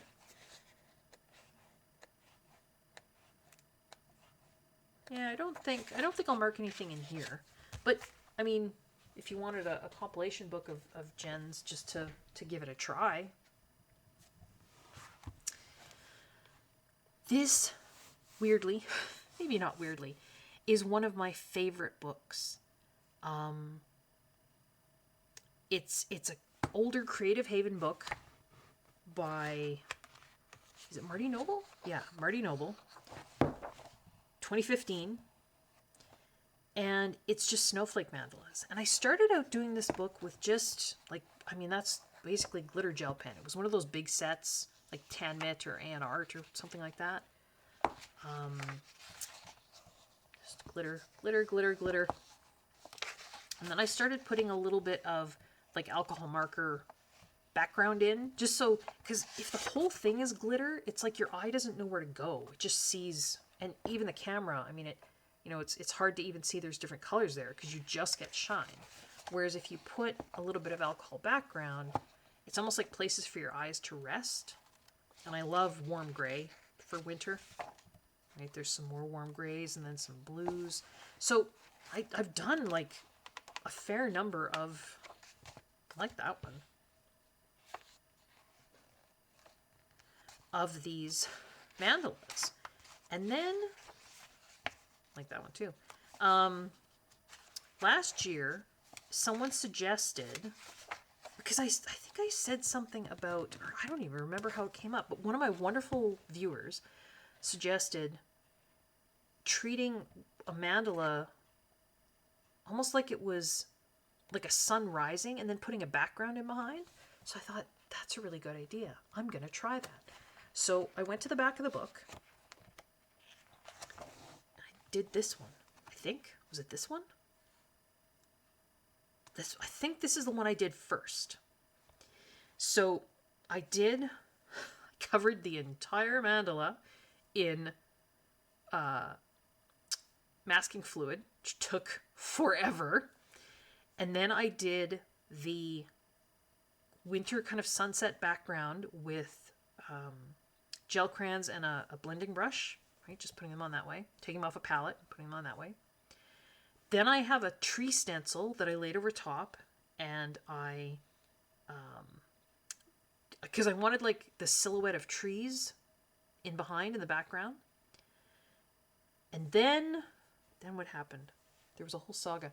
Then I tried to take the masking fluid off, but it smeared all in the mandala, so I ended up having to color the entire mandala just with like white acrylic pen because it was all basically smeared because the gel crayon just smeared. And then I used some, is it called Shimmery Goodness from, oh, I forget. I'll have to maybe do, I did a video last year in the winter of sort of, you know, metallic and sparkly mediums, and this is called Shimmery Goodness. The Craft Company? The Best Crafts? Something like that.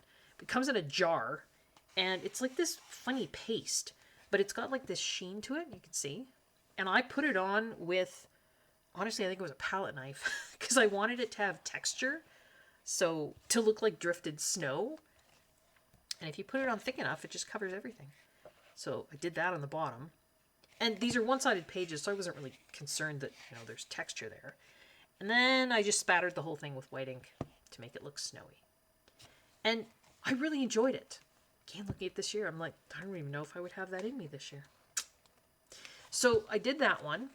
And then, then I wanted to do kind of a similar thing, but I just did like an acrylic, it was an acrylic marker background in black. And then I think it's the same stencil. I laid that over top and used like white chalk pastel because I wanted just kind of the white outlines of the birch trees. Then I fixed it because otherwise there's no way that chalk pastel was going to stick to like black acrylic background.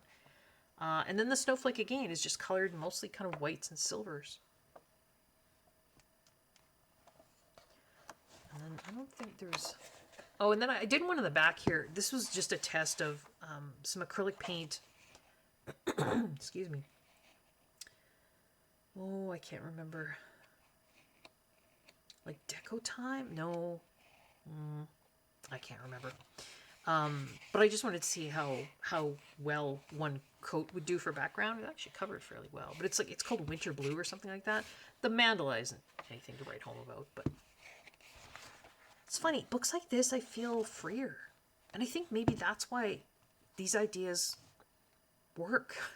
I'm not, you know, when I look at like a Joanna Basford book or a fancy coloring book, I feel like I'm going to screw this up. So then I get scared and then I don't try things. Whereas, I mean, this is just it's a Creative Haven Snowflake mandala book. So I just feel freer to just, I don't know, go for it. So, I mean, and I like that. So then I wanted to try that background again. Oh, that was... So I did that. I gotta say, I'm pretty proud of that one. So the same kind of idea. I covered all of the snowflake mandala with masking fluid. Did the background with gel crayons off a palette. So we've got sort of the gold and then the orange and the peaches and then going into kind of blue and then into black. Same stencil, but on the other one, I made the trees in behind the snowflake, right? There, the snowflake is in front, the trees are in behind. I wanted to flip it here. So the trees are in front, the snowflake's in behind. So it's like the snowflake is rising like a moon, I guess. I don't know. And then the bottom here, I tried to put almost like indications of almost like shadow, like moon shadow, the trees in the snow. These are stamps, Lavinia stamps. The branches up here, that's Lavinia stamps. The little lanterns, those are Lavinia stamps. These trees, there's some kind of branchy kind of foliage in the bottom there. Not foliage, but shrubbery in the bottom. But yeah, again, it's just a snowflake mandala book, but I really like this one. And then the snowflake is white gel pen and looks like some glitter gel pen there. But the snow I made glittery at the bottom with that, this here, my go-to for snow. It's like the Spectrum Noir version of the clear Wink of Stella. It's called Crystal Clear. Excellent for snow. I put that on after I did like the indication of shadows. I stamped the mice. And then I think I went over the stamping, looks to me like maybe with a black acrylic pen, just because I wanted just to be silhouettes. A little bit of glow from these lanterns. I don't know if you can see that. Well, I just put some yellow, it was probably yellow gel pen, kind of, going out from the side to give an indication of glow. But yeah, and then a lot of it is just me trying color palettes, kind of wintry feeling color palettes. But I gotta say, I would like to try something like this. I've got a few left in here. See if I can do maybe a different kind of background. I've got some other stencils this year, some other stamps. Who knows? This is, I've done a lot in here though. This might actually be one of the books I finish. Weirdly, a snowflake mandala book. But I really, really like this. I'm not gonna mark anything, but we're definitely gonna put that as a possibility. Got our adorable Matchstick Mouse winter coloring book. I don't think I've done anything in here, which is unfortunate, because it's so cute. I did pre-spray some of these pages. Where was this printed? Bolton, Ontario. So I can try using some Pitt pens on those pages, or it's workable fixative. I can put pencil over the top. Either would be fine. I'm not going to mark any pages in here because it's all winter, right? Any could be possible, but that's very cute. Possibility there. Have this book. I think I got this last winter. So this is by Paper and Cloth Studio. And it's an older book. 2015. I don't know if you can get it anymore. But I feel like this was printed kind of in that heyday of adult coloring, when you could buy these square books. So this is about the size of, like a Joanna Basford. And it printed on great paper, so it's not Amazon print. And just some really fantastic images. So it's called Winter Wonderland. So, there's some Christmassy type images here. There's some wallpapery kind of pages. They're just kind of fantastical images. Those you could add whatever you want in the middle. Or wallpaper page again there. Here you could do your own snow globe. But yeah, it was like there's just some snowflakes. It's stitch bound. Like, I feel like this was like the heyday of adult coloring, and I missed it because a lot of these books are really hard to find now. Yeah. Again, I'm not going to mark any specific page in here because I think there's just a lot that I could choose. It is double-sided, so alcohol markers aren't really going to work. Although, if you put down a layer of satin glazing liquid, you can get away with alcohol markers on double-sided pages. They'll go down weirdly on the satin glazing liquid, but you can get away with it. They won't bleed through.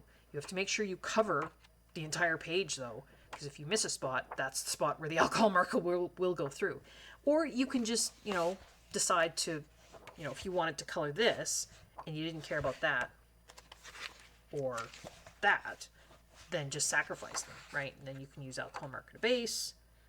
But yeah, so this is Paper and Cloth Studio, Winter Wonderland.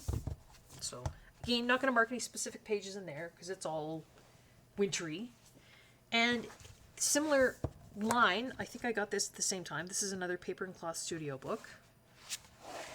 It's called Midwinter Magic, 2016. So again, that heyday. Very similar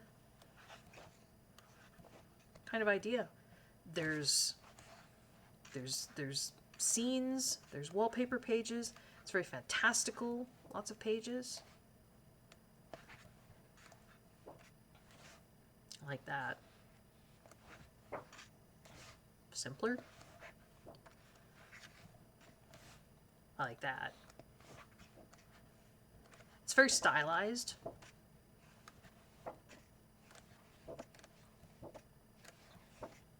Yeah. Once again, not going to mark off any pages because I think there's a lot of possibilities. But it's good paper, right? I mean, it's not card, but it's not Amazon print. It is stitch bound again. These were good quality books. It's unfortunate we seem to have... I mean, there's still some good quality printers that are putting out books.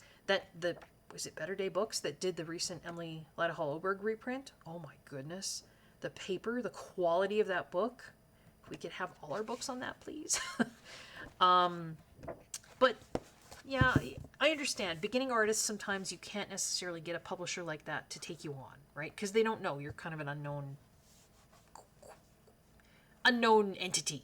So, you know, your only recourse might be to print through Amazon Print. And I get that. Again, not going to mark any pages in there because it could, you know, I could choose any of them. I got this one last winter as well. So this is my Wondrous World Enchanted Winter. And I got this off of Etsy. This is, oh, I'm going to say it wrong. I learned about this from Yolanda. Masya Vandenberg. Probably said that wrong. I apologize. And I got this off her Etsy store. This is really nice quality paper. It's glue bound. It's not stitch bound. But somewhat zen-doodly. But still some really pretty, just kind of wintry, you know, some maybe more Christmassy than others, but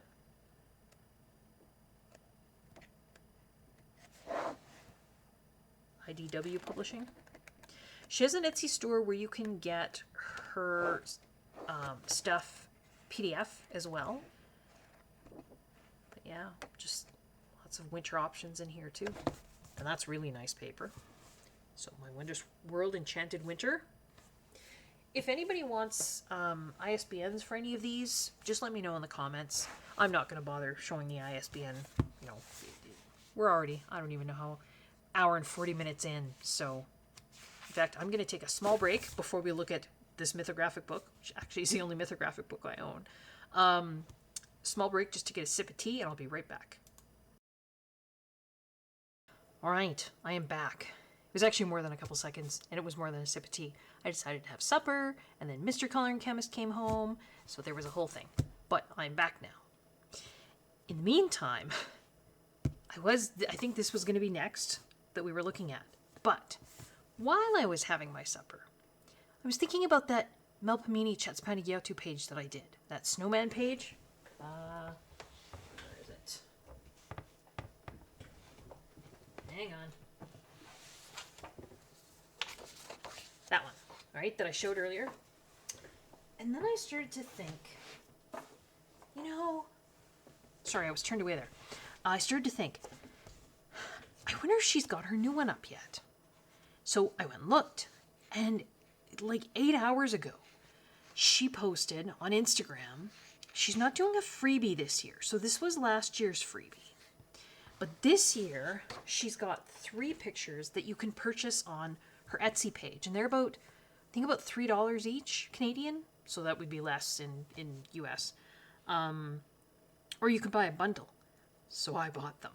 So before we do the mythographic, these are hot off the press.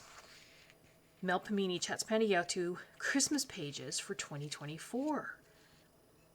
And I just printed them just quickly on printer paper. I'll reprint them on, you know, something better when I go to color.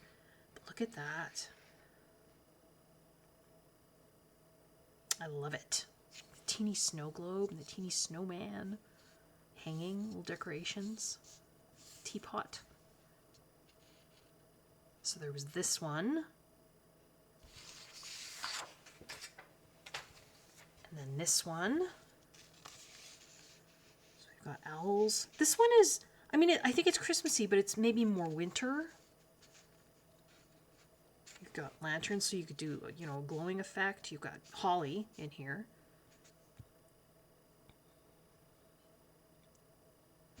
And then this one.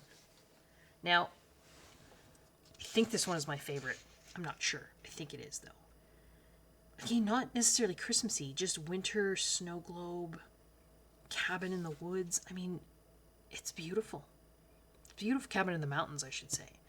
And you've got the smoke from the cabin, and then you've got these mythical creatures here. You've got some holly leaves down here. You do like an old antique gold effect. I might even put these aside. I might do like a short if I figure out how. Just to let people know about these. If you follow her on Instagram, then you probably already know. But how stunning are they? So you've got, there we go. We've got the snow globe, the owls, and the deer. So thank you very much, Melpomene. No freebies this year, at least that I have. Maybe, as we get further into December, hard to say, but yeah, you can purchase those on her Etsy store. All right. So now we can keep looking. So are you still with me? If you are, well, you deserve a, let's say a bronze medal right now. If you make it to the end, you'll deserve a gold. Because like I said at the beginning of the video, this is going to be long. This is the only mythographic book I own. I'm not a super big, I know this is blasphemy, I'm not a super big fan of mythographic books. Even the newer ones where you don't have the hidden objects, I don't know, it's not a style that appeals to me. And that's okay, different styles appeal to different people. But this one is Wild Winter, and this is Joseph Kattenbang. It does still have the hidden objects. But I did think, because I just love winter so much, I did do a little trial there, just to see how I forget what I was using there. Looks like the Zig Clean color pens, maybe? But I did think that there was some interesting images in here.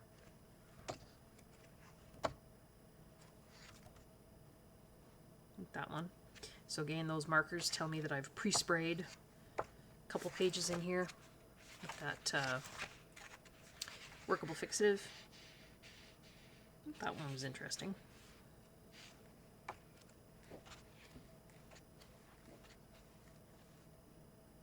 It's cute. I think I like that one the best. It's the other one that I sprayed.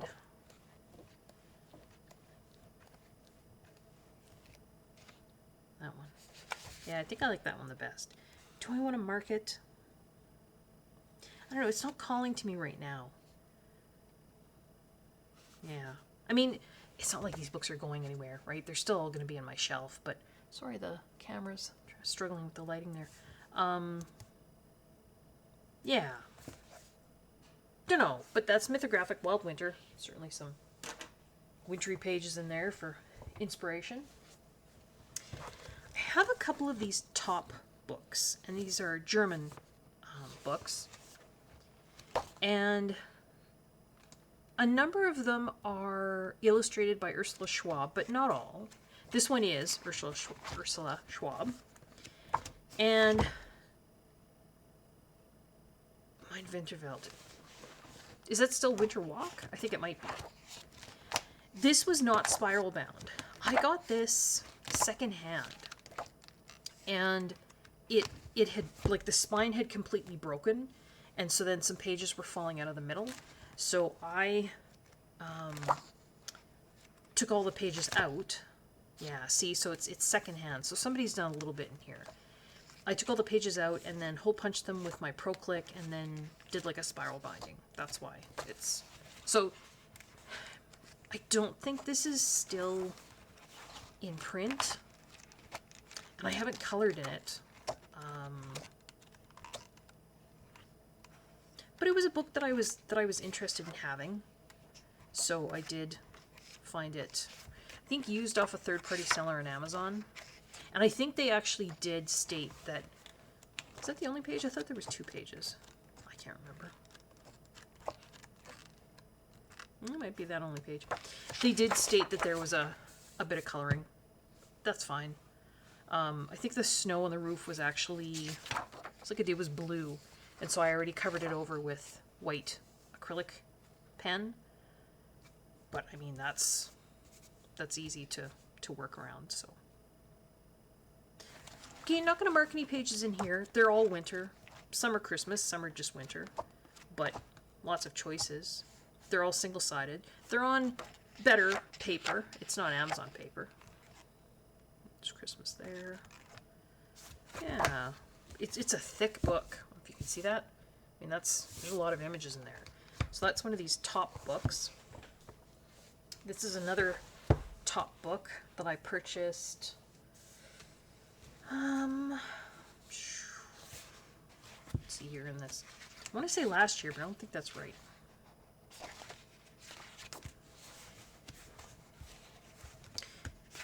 It is an advent calendar book, 2022, so maybe 2 years ago. And I think they put one of these out every year, but I could be wrong. So this is a golden advent calendar. And when you, of course, I've opened all these pages because this is 2022, but when you get it, so number one, there's like 2 pages and they are, they're perforated, but they're still closed, right? The perforation is still closed.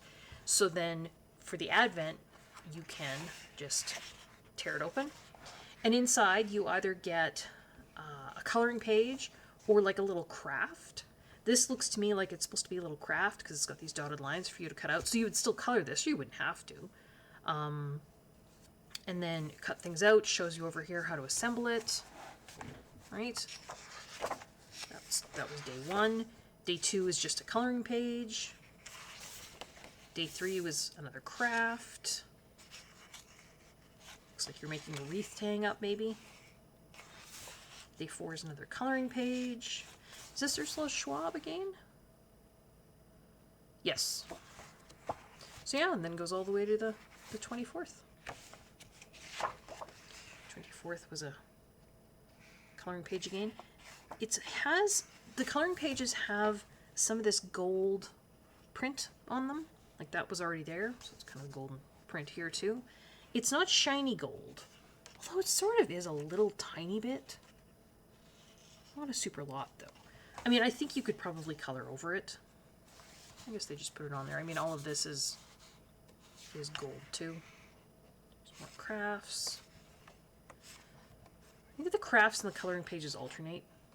So maybe 12 crafts, 12 coloring pages. This one is glue bound, but in that special way that Top seems to do it. There's a word for this, and I can't remember what it is.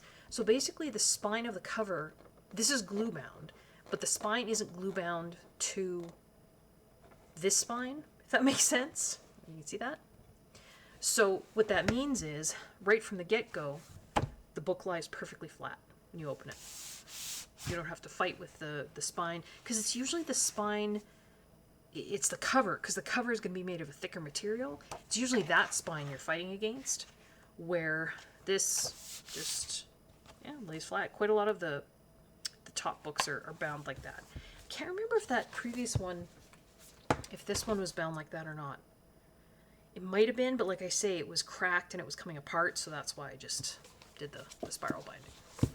So, some options there. Let's see. I do have this one. I think this is the only book I have by Good Wives and Warriors. Escape to Christmas Past. And it's basically the story of Scrooge.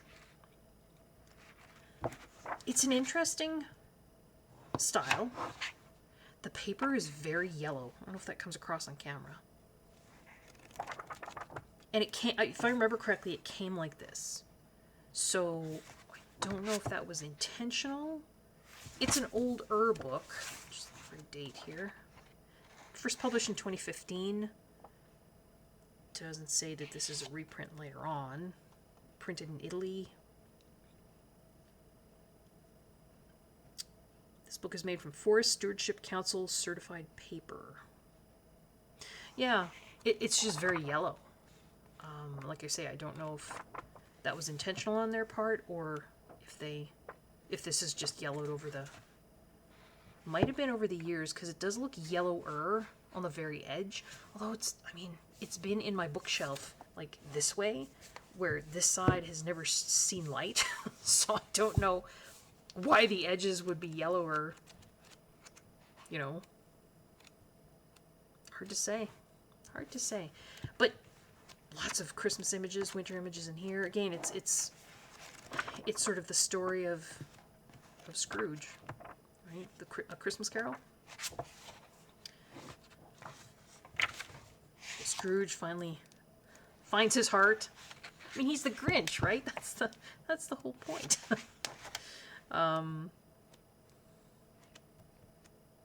Yeah.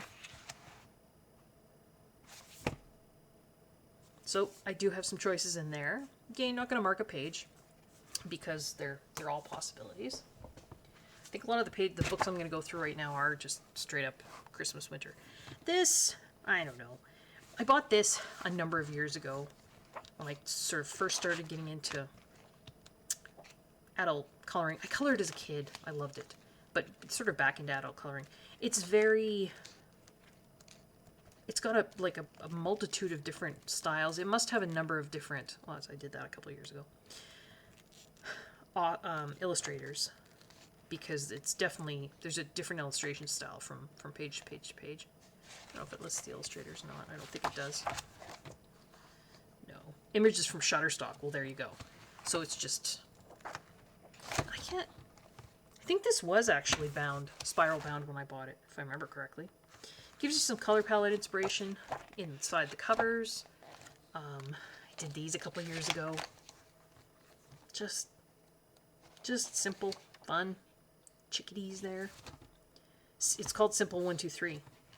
So those simple books were around, a number of years ago too. Could pick things out of here. They're all perforated. They're all single-sided. Paper's not bad. Shutterstock images. Do have Lizzie Mary Cullen, The Magical Christmas. I have not done anything in here. I should. I should do something in a lot of these books, shouldn't I? Sorry, I had supper and now I'm not as energized as I was before. Well, hopefully you just keep sitting with me. We'll just keep going through. We'll see what kind of inspiration we can find. I actually do like her illustration style. It's very stylized. And I you know what, I don't mind the super deep, like the one at the back here. I don't mind super detailed pages. Night before Christmas and all through the house, not a creature was stirring, not even a mouse. There's a little mouse. I could see coloring that. So yeah, that level of detail doesn't faze me.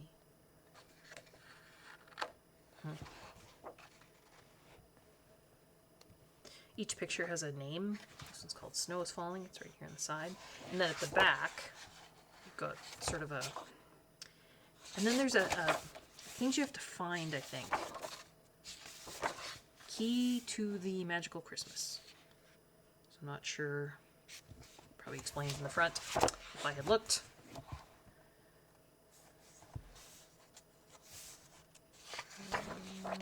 Oh yeah, see how many of those you can find.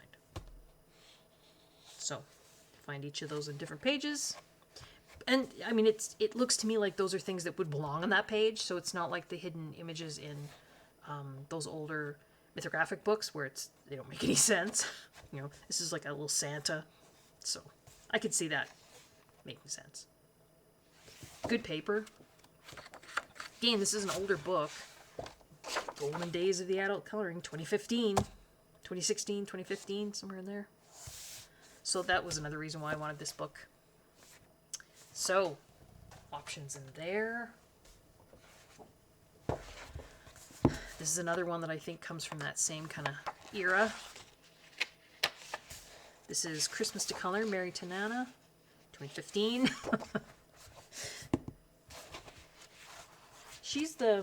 I had that little, now I don't know where it is. The little book with the postcards was Mary to Nana as well.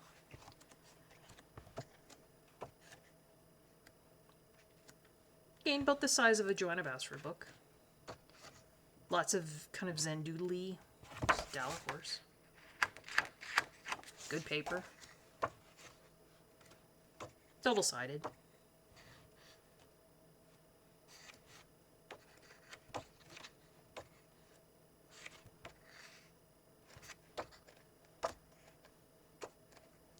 Yeah. Folk art, she says, is some of her influences.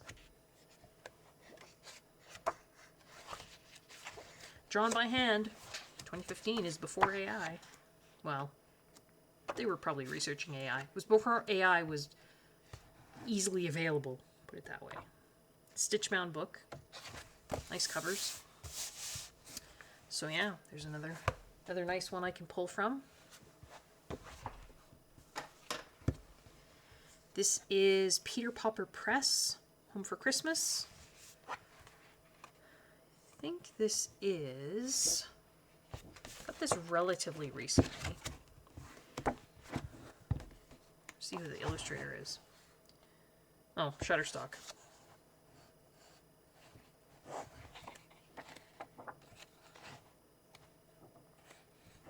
So, Shutterstock images. The paper is one-sided. It's better than, you know, Amazon print paper, the Create Space paper. That almost looks Ursula Schwab-ish, doesn't it?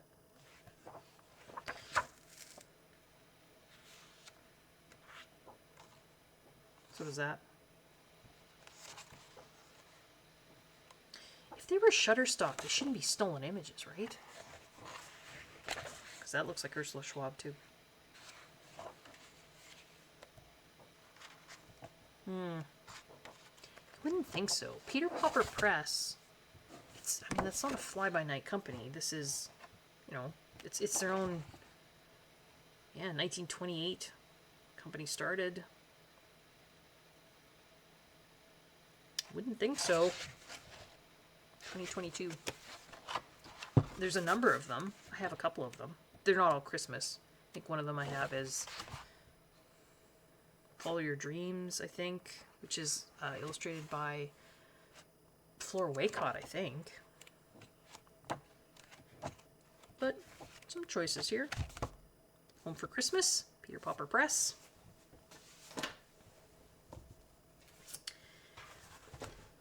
This is A Million Christmas Cats, but it is the Spanish edition.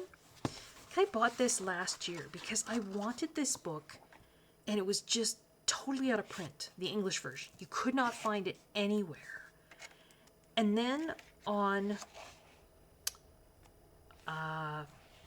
Book Depository, Dear Departed Book Depository, I found this version, which is a Spanish version, which it doesn't matter to me. I mean, other than there's a 12 Days of Christmas. There's a few, like here, you've got this sort of Christmas market scene. This is I think it's Spanish, is it not? Feliz Navidad, that's Spanish. So instead of English, you know, chocolate caliente, that would be hot chocolate. So it's just in Spanish, that's all. Doesn't, I think it's kind of neat actually. But I do like John Bigwood's style. And I have pre-sprayed some pages in here. I need to color. But sometimes this is fun too, isn't it? Just looking. Feliz Navidad. Now that song is in my head.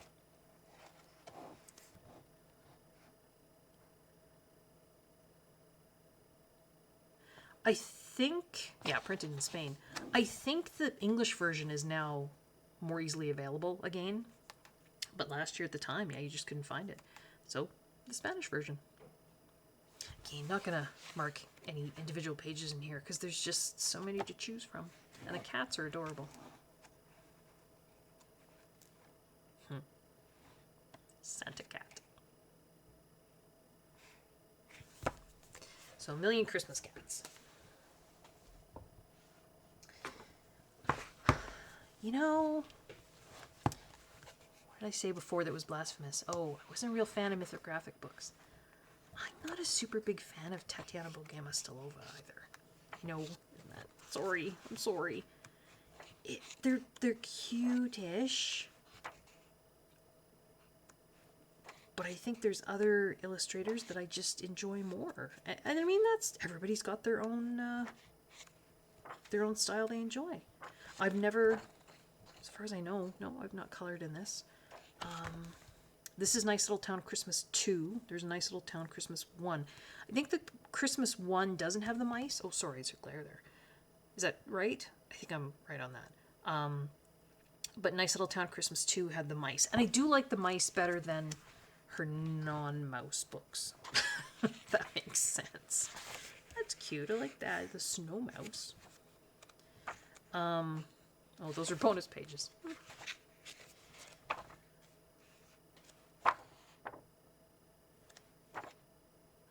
Yeah. I don't know. I mean, I keep this book. I have the Halloween book, which I have done some trial testing in. And I have one other. It's like Nice Little Town 4 or 5. So I don't have a lot of her books. Yeah, not necessarily my thing.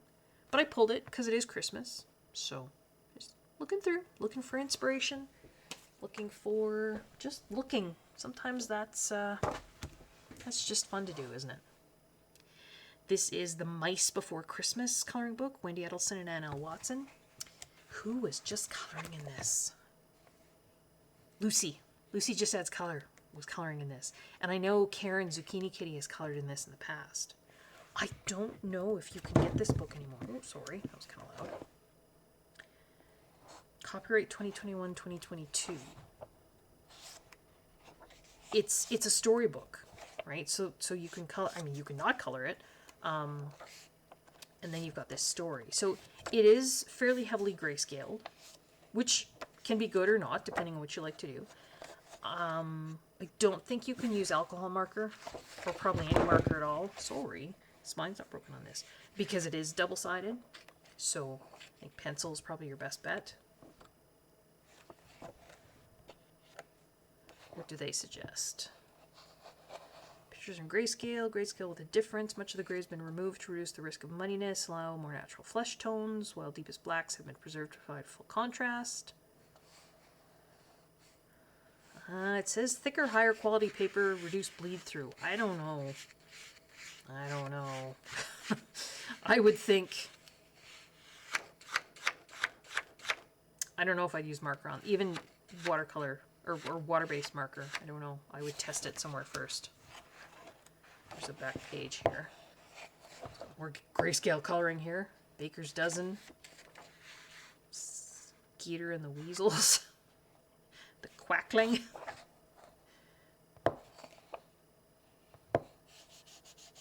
You could try there, because then you'd just be...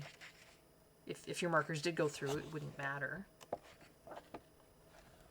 And on the very back of the book, it has images of the critters, so you can follow that pattern. You can not. It's totally up to you. Pattern. Follow this color selection or not. But it's the Night Before Christmas story. Sort of. It's a little different. Party was planned for that evening at 8 with so much to finish before it got late.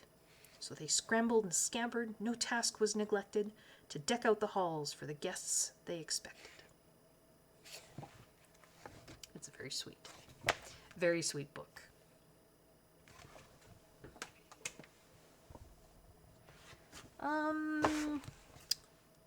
This is Teresa Goodrich, Country Christmas. Do I have other Teresa or other? I do. These are my Creative Haven Christmas books. So, sorry about the glare. I do have Teresa Goodrich Christmas Gnomes. This was relatively recent, right? I've not colored in it. I should, but I haven't. Lots of very cute images.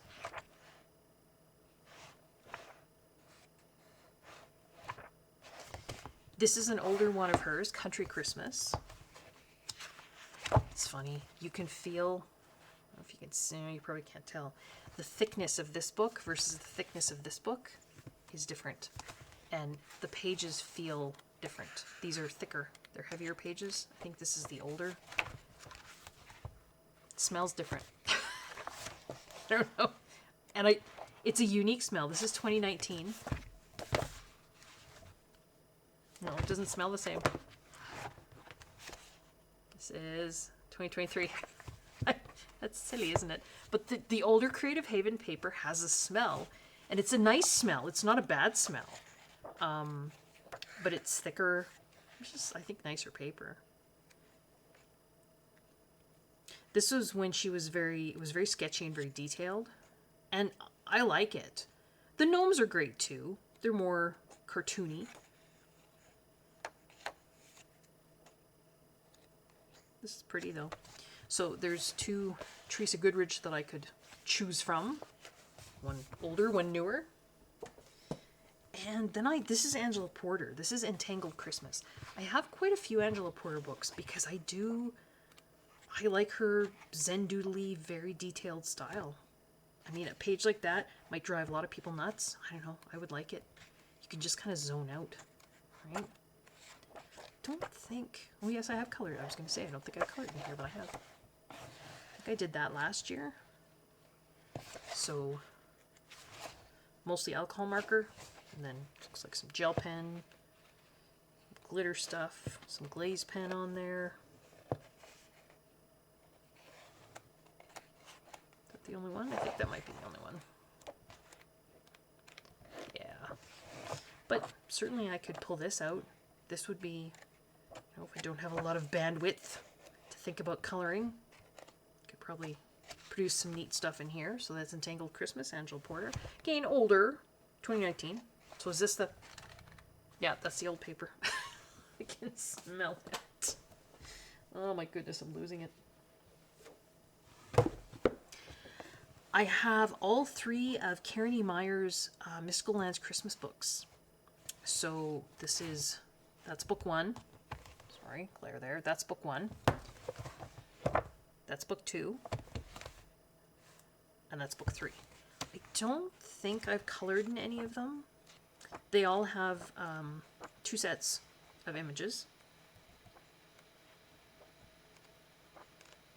She has a very unique style. Some people like it, some people don't. I kind of like it. I've done some of her autumn pictures, and she just had a new autumn one out this past fall. Again, I did a flip. She was so kind to send me a copy of it. And I certainly meant to color in it, and then it just didn't happen. Silent Snowfall. They all have this kind of Celtic knot border, which I really like because it means that even if you do background, you don't have to worry about going right to the very edge of the page, which can kind of be a pain sometimes. Looks like I did spray a page in here. Pre-spray. Well, a couple pages maybe. Yeah. So maybe I thought, oh, there you go, Silent Snowfall. I was thinking about doing that one. So I sprayed it with that workable fixative, just to see if I could use pit pens on there. Christmas Card Cottage. So that's book two. Sorry, we're kind of going in reverse order here. And here's book one. Snowdrop Inn, Mistletoe Manor, Jolly Ridge Snowfolk, Fairy River Crossing, Yuletide Hideaway,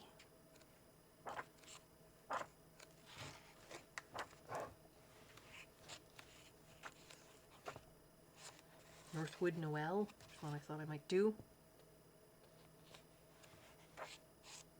She's got some grayscale. It's just like hatching she'll do, where, I don't know, where shadows I guess would be, or maybe just to add a little bit of texture, you know, like she's got it on the wood here. But I don't think it's not, these books anyway, it's not really super heavy grayscale. But yeah, Karen E. Meyer's and Mystical Lands Christmas. There's 3 books I can choose from there. I have so many books, don't I? Gosh, I'm lucky. I'm very thankful. This is R.J. Hampson, Christmas Tiny Homes, Coloring Book and Bonus 3D Village to color and build. R.J. Hampson is another illustrator that I It's okay. I don't know that I would reach for his stuff necessarily over other stuff. I don't know. I like this Christmas one.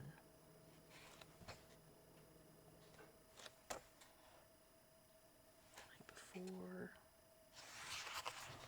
I like that one a lot. I'm gonna stick a tab on that one. This was before he did the duplicates with a difference. Pretty sure. In fact, I don't think there's duplicates at all in this book because a goodly portion of, like half the book, I would say, is this color and build your own Christmas village. Sorry, I keep going off screen.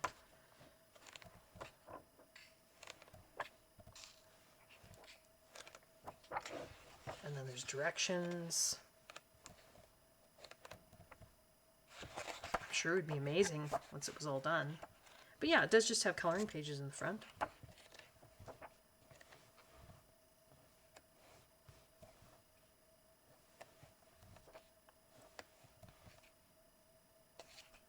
So there you go, R.J. Hampson, Christmas Tiny Homes.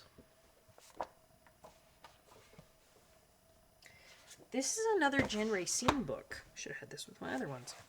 This is A Very Scandy Christmas. And the other books had duplicates. I don't think this one does. But again, she has that very, similar to the one that I was working on. Folk art, kind of primitive style, and I don't mean primitive in a bad way. I mean, I think that's a type of folk art, primitive folk art. But that's, you know what? And this was before the modern craze. This is 2023, so this is last year. But before this year's craze of like the sweet and simple kind of stuff. But it is still fairly simple. It's single-sided. It's printed on Amazon paper. So, you know, you could use alcohol marker and other markers, gel pens, whatever you wanted. But yeah, I think there's lots in here that I could choose from if I wasn't feeling particularly inspired to do fancy pages. It makes it sound bad, and I don't mean to make it sound like these simpler pages are somehow less than. Forgive me if that's how it sounds. But it's just pages that I wouldn't have to put, I don't know. It's funny though. Look at that Snowflake Mandala book, Marty Noble. I want to say, you know, pages or books that I don't have to put as much thought into, but I ended up doing some pretty cool stuff in there. I think because I wasn't afraid, because it was quote unquote just a mandala book. So, yeah, I mean, who knows? But A Very Scandy Christmas, Jen Racine.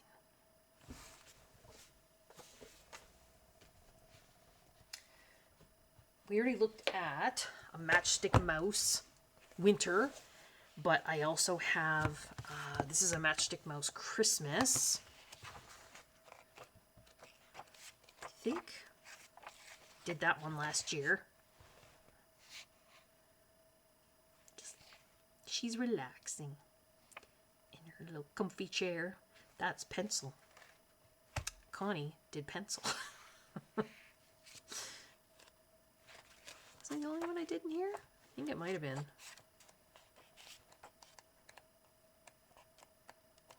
Yeah. But I did do one. But there's just so many in here that you could choose from that are so sweet. And then Morgan also had this Merry Little Christmas coloring book, which has the matching storybook. I don't have the storybook.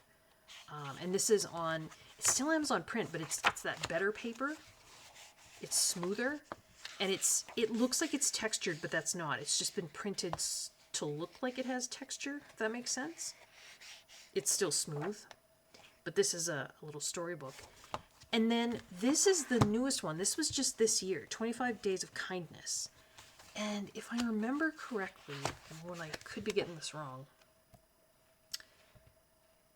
these images, part of them were, he had put out, was it 15 free images last year? He shared them through various YouTube coloring channels, I think.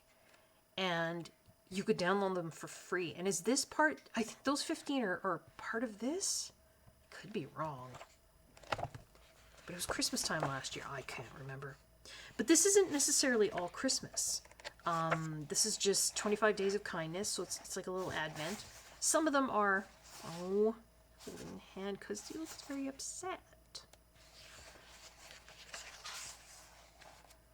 Doing some baking, some treats, helping Mr. Mole because he can't see. But I mean, that's not winter, right? That's not necessarily winter. It does have this little winter thing in the background there, I guess, or a Christmas thing. Older mouse. Free library. Shoveling some snow for the older mouse. Oh, and then cat beetle and what's the worm's name? Is it Wilbur? I can't remember. Taking care of Matchstick Mouse because she's not feeling well. But yeah, these aren't necessarily winter and Christmas, although some of them are. But it's like a little Advent. 25 Days of Kindness. I thought it was sweet. And I do love Morgan O'Brien.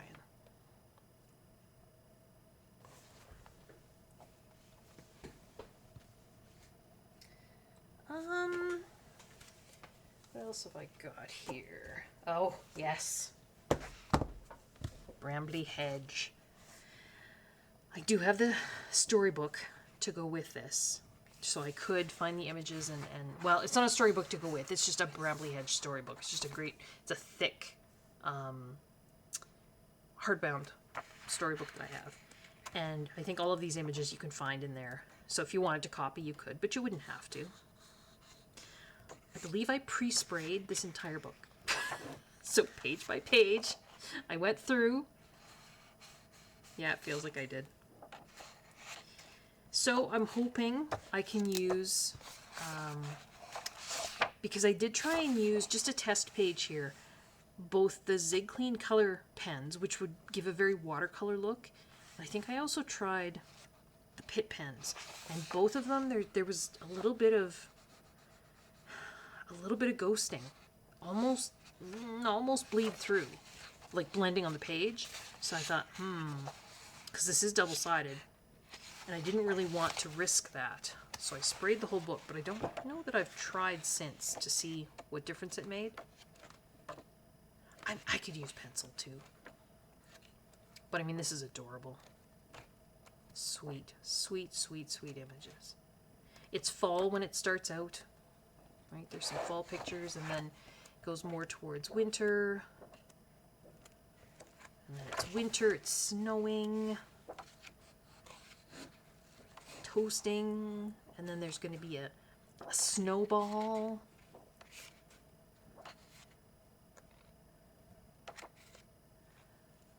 And then they have their fancy snowball with the Christmas tree and the Christmas pudding. Yeah. I mean, so, so, so sweet. There's a new one coming out in March sometime.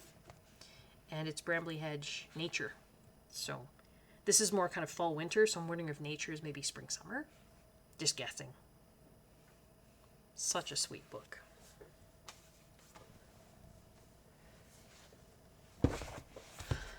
This I got a couple of years ago. This is the National Trust in the UK. OUR Coloring. Coloring Book of Cards and Envelopes. Rebecca Jones. So what this is these are perforated. Sorry. And you can tear them out. So I already actually tore one out. I don't think I colored it though. I do like the illustrations. They're very kind of, I don't know, fun and quirky, kind of cartoony. It's not super thick card, but it's thick enough.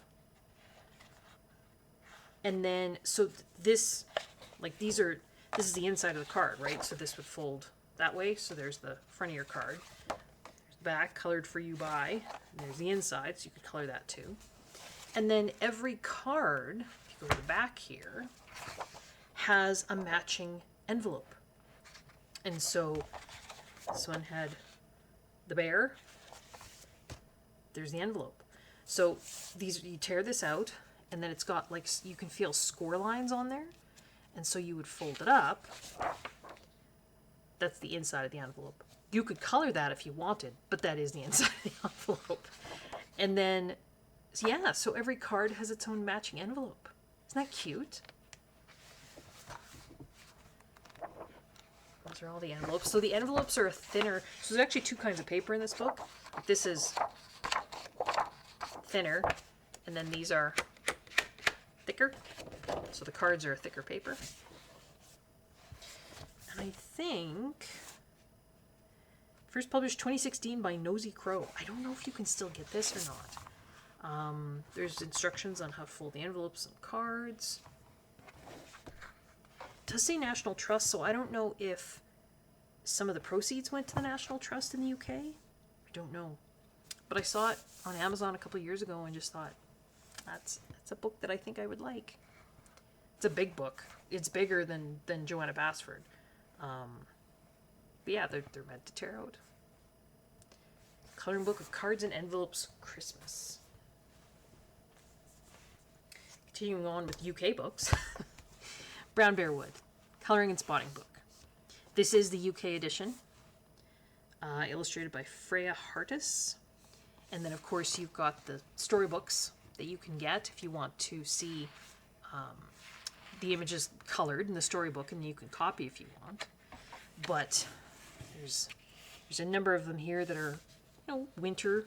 So there's Bear's Bedtime. So I'm kind of starting at the back here, but I think the back is where lots of the winter and fall images are. So, of course, everybody's hibernating. There's snow.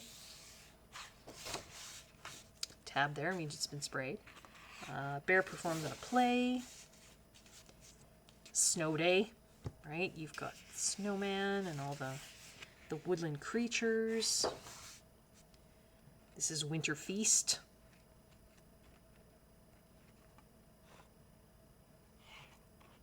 So much tiny detail, but that's okay. I love tiny detail. This is Rainy Day. Collecting the mail. There's Campfire. Definitely some fallish images in here. Art class. Autumn Party. Alright. I'll actually start one in here. It's not Christmas though. Or winter. That was the one I started back in the spring and fall. Never did finish. I was doing it with Museum Aquarelle and Supercolor 2 pencils.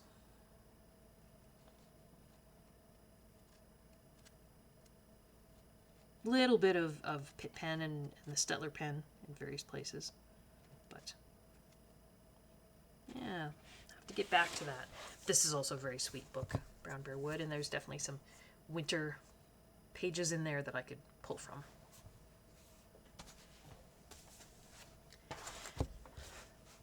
This is another UK book, Layla Dooley. So this is Walk in the Woods. This is 2020. Oh no, this is 2024. She has a couple others, but this is the one I pulled just because I thought that there were some really lovely kind of winter images in here. Poetry. Sought the wood in winter when every leaf was dead. Behind the wind-whipped branches, the winter sun set red.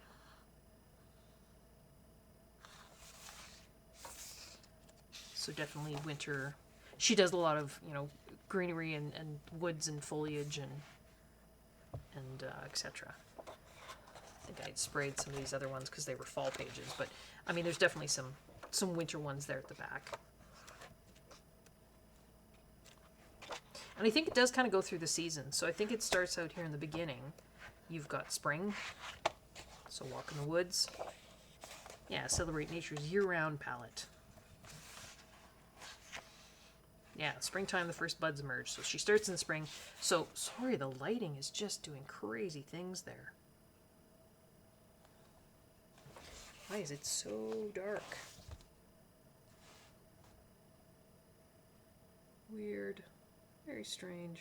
Anyway, it's probably been doing that for a while. But yeah, so the winter pages are going to be at the back of that book. I did pull this one. I mean, the paper in here is just stunning. This is Emily Letahall Oberg's Fairy Tales and Folklore, the reprint of Sagarok Sagner. I don't know that is there Christmas specific? Well, we do have that freebie Santa one, right? That was in the original but had to be removed, so there's that possibility. The paper in here is just, oh my goodness. Every book should be printed on this paper by this company, I swear. That one struck me as Christmassy, because I feel like these are Christmas ornaments here, and you've got this little mouse. So there's that one. I'm actually going to mark that one.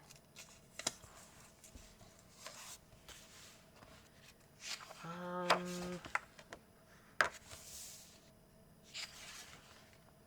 was what I did. This one struck me as Christmassy, because you've got Christmas ornaments and an elf and a mouse.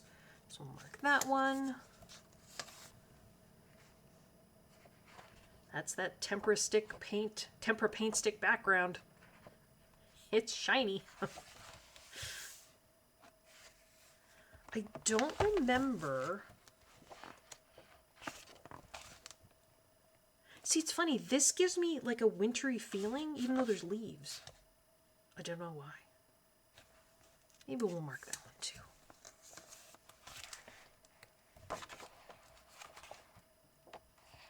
Lots of them have like an autumnal kind of feel. I mean, that's a polar bear. Could make that wintry. This one has a wintry feel to me because I think that's supposed to be snow. So that one feels wintry. The hedgehog is adorable.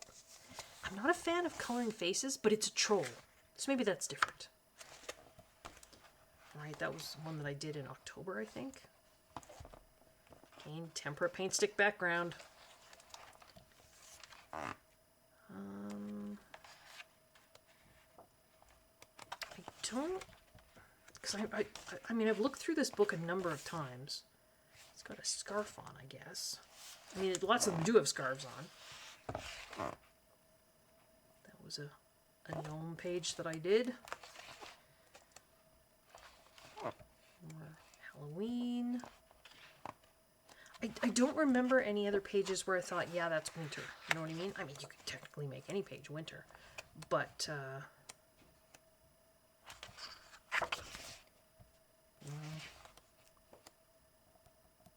yeah, none of the others really sort of... Oh, that one.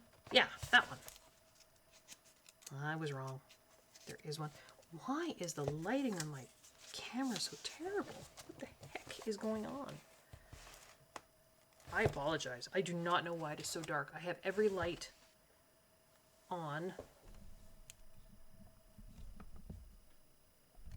I don't know. I do not know.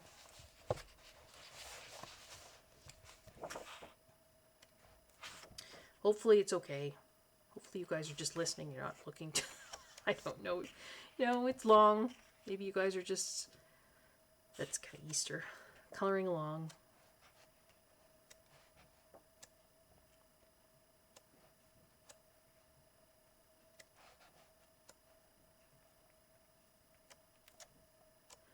Yeah, so, I mean, we have a few options in here that I think would... For me, sort of, you know, give me that wintry kind of feel.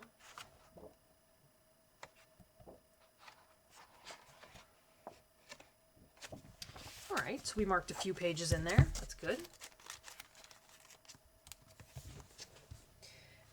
I also have her older book, Fairy Tales.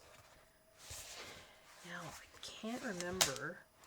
This one, the glue is letting go a bit, but that could be because I sprayed it. But it is stitch bound too, so. I think I marked, I pre-sprayed some of these pages because I wasn't sure. I think I tried some coloring on one of the first pages and it didn't go as well. That other, her newer print book, yeah, I was coloring in here and it actually did go through with Pit Pen. This paper isn't as good as the paper in her newer book. So, that one, I've seen Lucy do that one in a very kind of, I think, wintry palette. So we'll mark that one.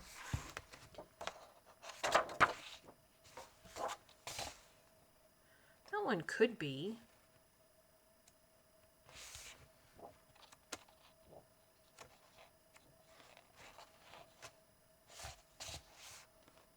one could be. I'm not a fan of that image. I do like the images in her other book better. Oh, I do like that one. I like the bunny. We've got some snowflakes and some ice skates. I'll mark that one. Is there one?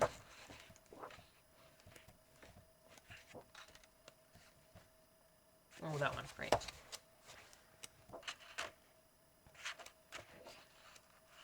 What else we got in here? That one, I cannot. I'm not a fan of coloring people. I think is what it comes down to. So I tend to shy away from pages with people on them.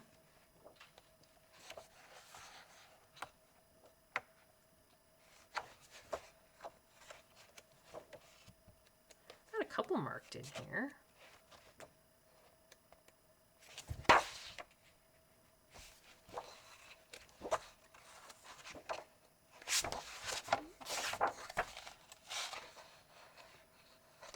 There's mittens.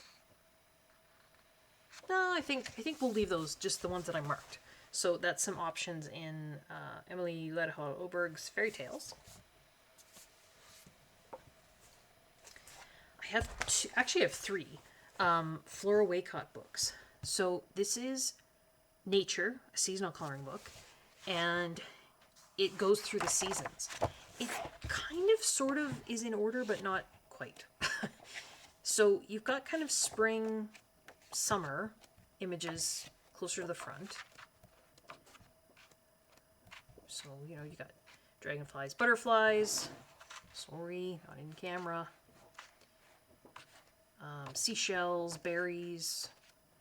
Here we've got geese, so that's, I'm thinking, you know, kind of fallish, but then there's more kind of summery pictures. So they're a little bit intermingled. I mean, that could be fallish. You've got spider webs, that's fall. And then this is winter, right? So you've got birds at the feeder, pine cones. I'm going to mark this one. I like this one. Pre-sprayed.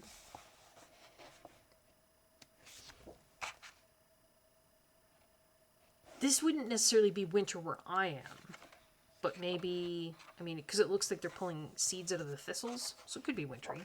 But then you've got geese with flowers, so I'm not sure how that fits in. And then snails. And then fall.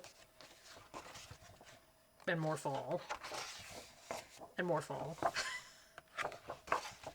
But then you're back to winter. So it's kind of goes in sections, but not exactly. That would be kind of a fall wreath. But then winter, right? The swan. So, yeah, I mean, we marked one in there. And the reason I only bothered marking one is because in addition to Nature, seasonal coloring book, I have Winter Wonderland.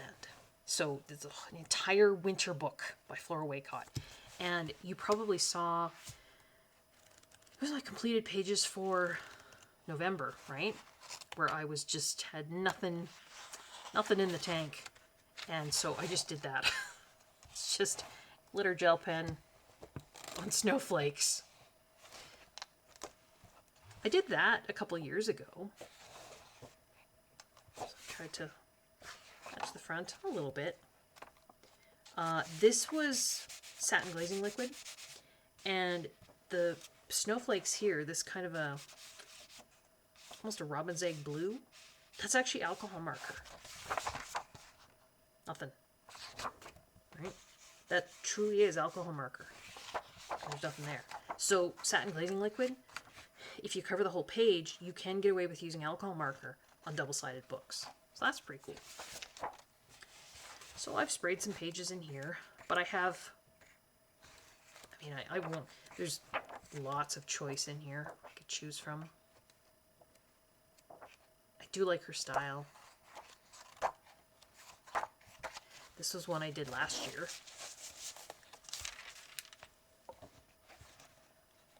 Grew wondrous cold. There's a glaze pen there to make it look like glass. Yeah, and this was just this was a labor of love because it was a wallpaper page, but I wanted it to match, so I did it. And then everything got a black background. It got spattered with ink to make it look like snow. There's some glittery stuff there. So did that one.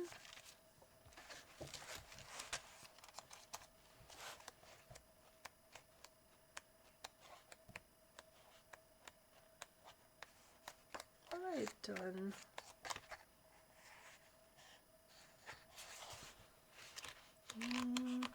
I've done another one. I started this one. I think I showed this in my November pages. Yeah. We'll see. We'll see if I get back to it. And then I did the snowflakes, and then a couple years ago I did the title page. But lots of choice in there. So, Winter Wonderland, Floral Waycott.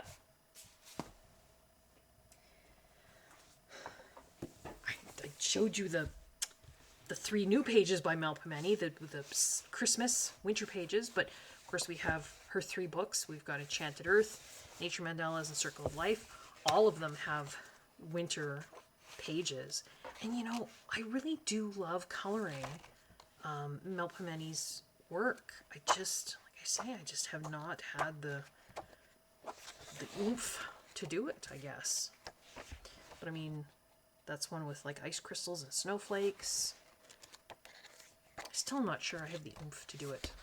And I think maybe if I was to do one of her pages, I did that one earlier in the year. I think maybe I'll do one of the ones I just purchased. Because I don't think she has any Christmas in these in her books. Winter, yes, but not Christmas. And she's got the pages there that I just bought that have some Christmassy imagery on them. So yeah, like I mean, there's, you know, winter.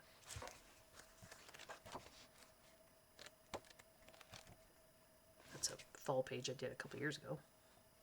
Last year? I don't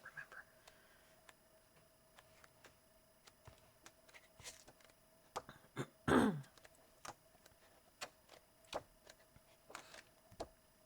Did that one too. Yeah, I mean, excuse me, frog in my throat. This is the only one of hers that's double-sided, right? Circle of Life. That's winter there. There are winter images in here, but like I say, I think maybe for now, for the start, let's just say start of winter. We've had snow here for a couple of weeks now. It's definitely into winter here.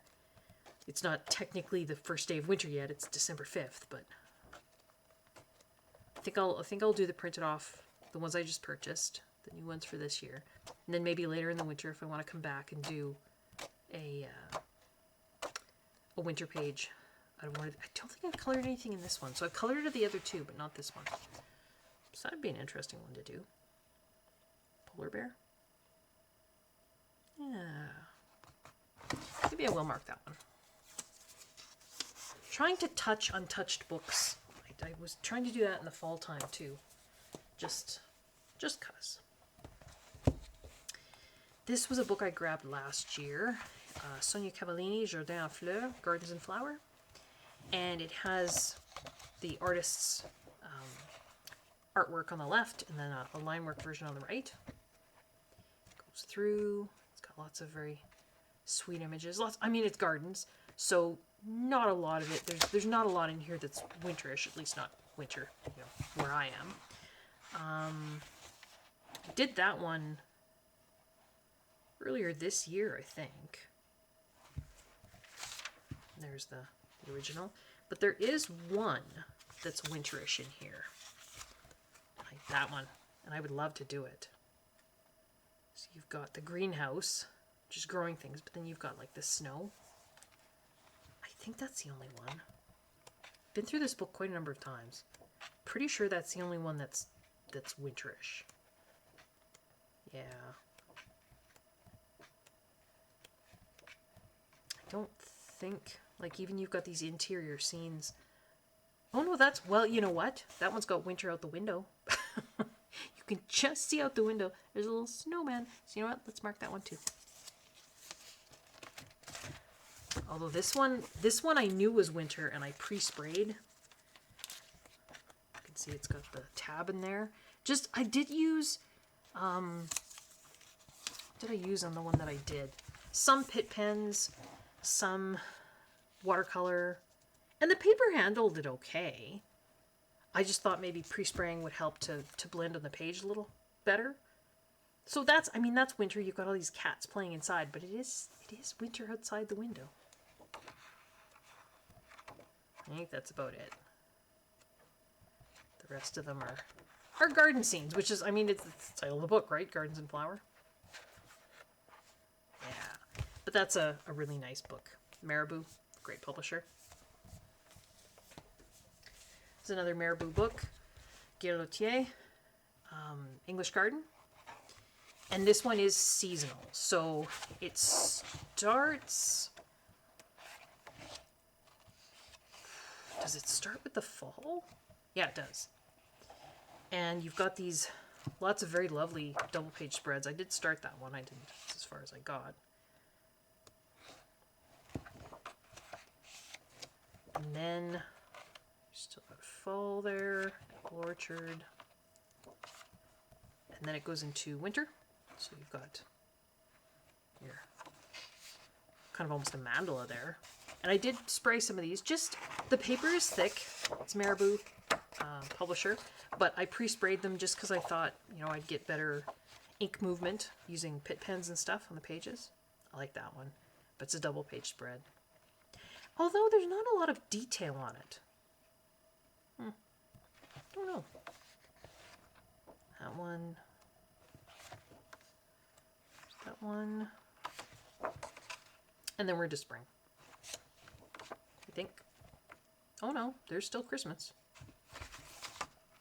Huh. I mean, I get that was not what... I mean, these are crocuses. Are they? No, they look like something else. That's not what winter would look like where I am. Even if there was still winter, it's, you know, it's kind of snow. Stuff doesn't tend to poke through the snow here. It's just too cold. I guess you'd have winter cabbages somewhere, but not here. There's a Christmas page, because there you've got your Christmas tree. Then I think it's into spring. Yeah, and you've got summer. So, yeah. So, Jardin l'Anglaise, Marabou, Guillotier. So some potential there, possibilities. This one, Angela Harding. There's something about her style that just, I love.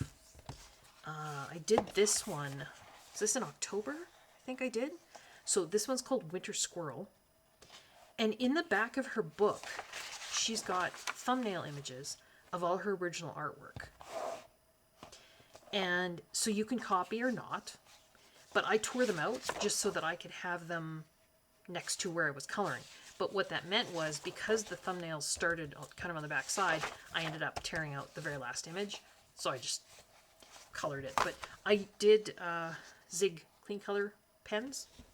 So these guys here, right? They're like watercolor ink in a pen. And that's what I did. It went so fast. So fast. It just did. I did a little bit of like snow on the branches. I don't know if you can see the sparkle in there a little bit. But there's definitely some other winter pages in here. I think they're the ones probably, if I had to guess. There's a Scottish robin. It's got some holly. Right, that would be, oops, wintry, Christmas there. Hares in Conversation, but I mean, that's definitely kind of a snowy background.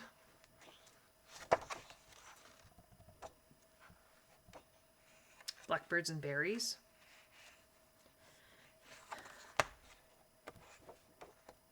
Christmas Curlew. Jane Oak Tree, that's more think fallish. Pheasant House was fallish too. And then, I mean, she's got, you know, all seasons and different nature in here, but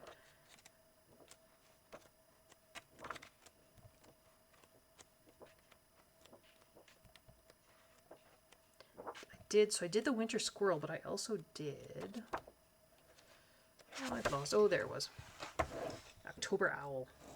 That was, again, Zig Clean color pens. It just goes really fast.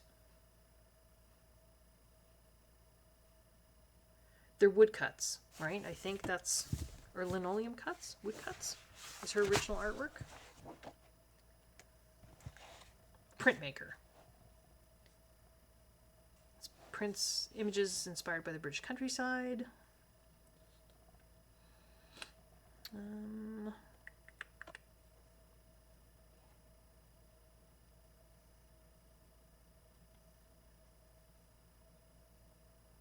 Angela's prints often use a lot of bold blacks, so we suggest you use broad strokes across the design rather than attempting to fill in between the blacks, which is what I did. That's how I colored these pages, and it works.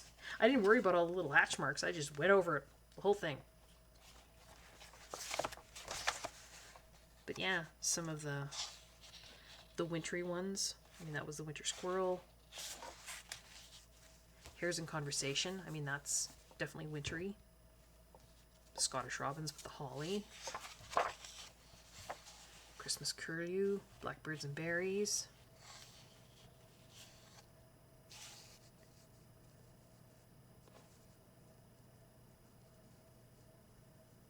I guess the Suffolk kingfishers, that could have been wintry too. Yeah, it's just a really, really lovely book. It's a different kind of style, right? If you're wanting to color in kind of, I want to use discrete areas, not discrete as in hidden, but boundary, you know, that are have a line boundary around them. This probably isn't the book for you, because I think you do have to sort of approach it like she says, where you just have to say, this whole tree is going to be this color, and then I'm going to maybe put a little bit darker color over the top here. Yeah, just kind of how you approach it. And the white spaces you can see here, I left those on purpose because she left them too, if I was looking at her original artwork. So I think there's some fun to be had in there. This book I just thought would be, I had that very Scandi Christmas, that January Scene book. This is kind of similar. This is Zena Shah. It's a Dala horse. So it's just Scandi, right? It's Scandinavian kind of folk art inspired. Nothing particularly wintry, but I mean, that could be.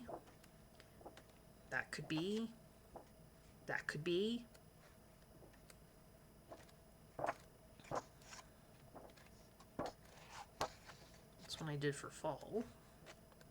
This is the kind of book where I wouldn't, I don't know, I probably won't worry about shading. That could be wintry. Seems more fallish. Yeah. Zendoodly, but I mean, you could just go over it if you didn't want to color in all the little zendoodles. Yeah. This is an older book as well. 2016. So that might have some possibilities for winter. This lovely book, Claire Therese Gray, Woodland Watercolor. It says it's printed on watercolor paper, but I don't know that it's sized. Because I do remember trying somewhere the Zig Clean color pens, which are watercolor ink. And it just didn't react the way I thought those pens would on watercolor paper. So it's thick and it's textured, and it actually ghosted through.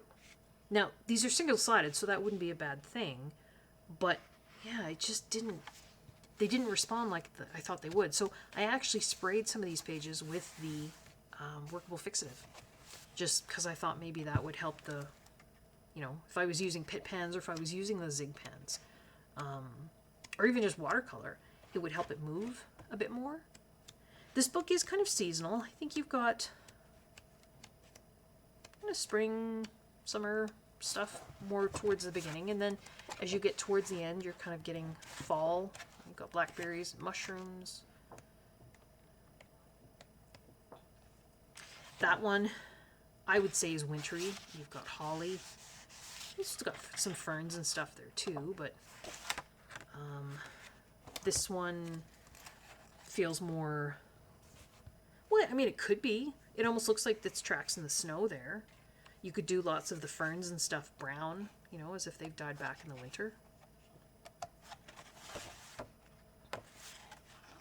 That one could be very wintry, so you've got bare trees there. This one's holly, and then you've got those turtle doves. That one feels, well, you've got some holly there, but I mean, it could be autumnal.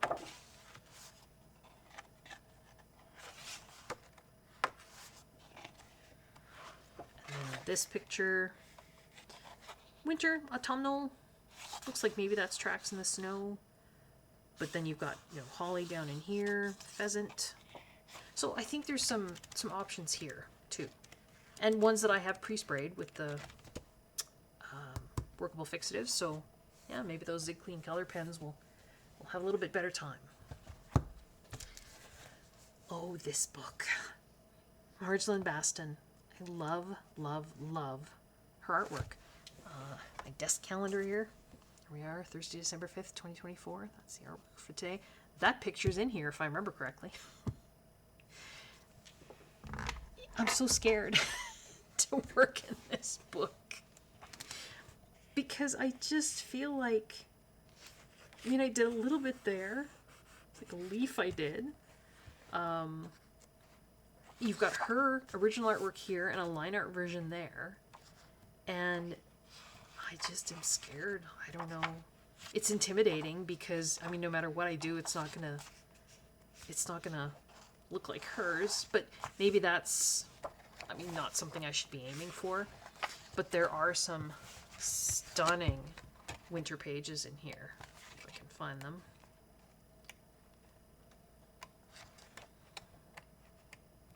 There's some stunning Christmas pages in here.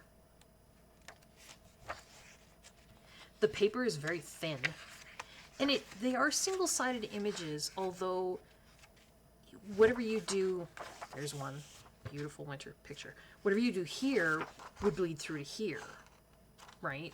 Because it's pretty thin paper. So pencil, although I'm hoping with the spraying I can get away with, because it's like pre-sprayed, I can get away with the Zig pens, or well, either the Zig pens or the Pitt and the Stettler pens. Don't know. So yeah, there's the one with the deer. That's definitely winter.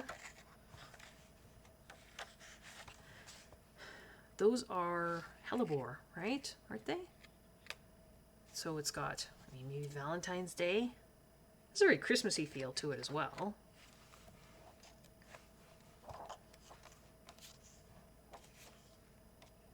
Oh, someday I'll do that one. So we've got some autumn.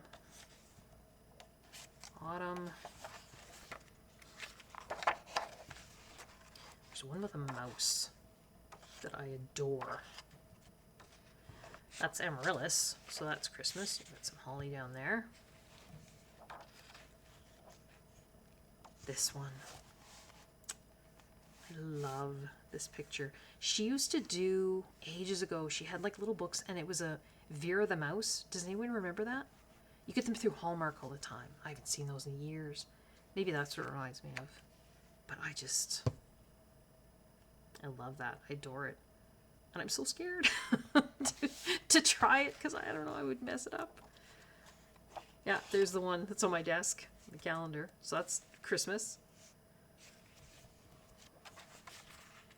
I think that might be it for Christmas and winter, if I remember correctly. And I flipped through this book lots of times because it's so beautiful. I just love looking at her artwork. I started that one with pencil. That's as far as I got. Then I got scared. Yeah, I don't think. I mean, that's...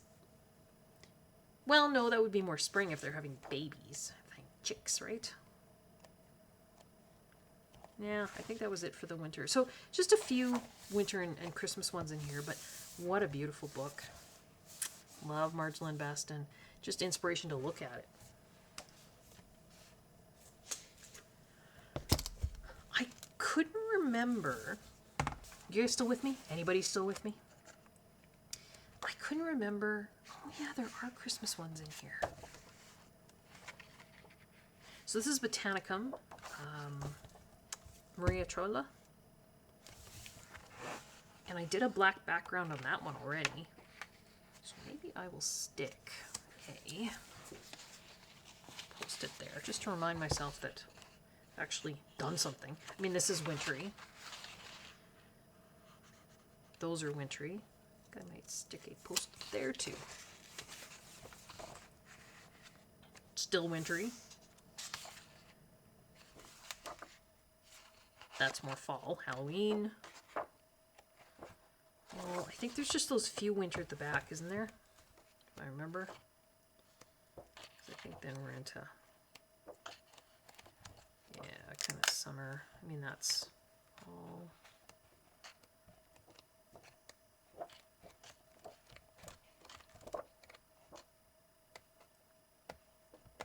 I think at the front here, there's like the very start of spring.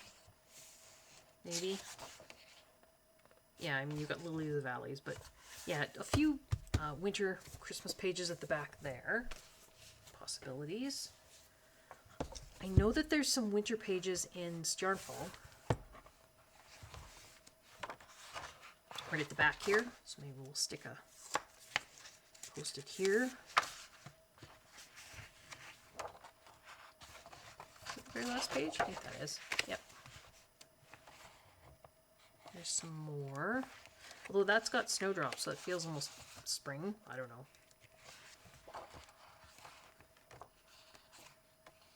Was that it? I think there was just a few at the... Oh no, that's winter.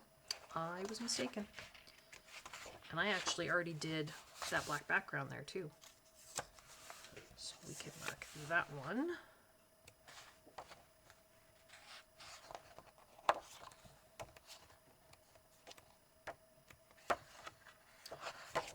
Don't think, as she says, possibly having to correct herself again, I don't think there are other winter pages.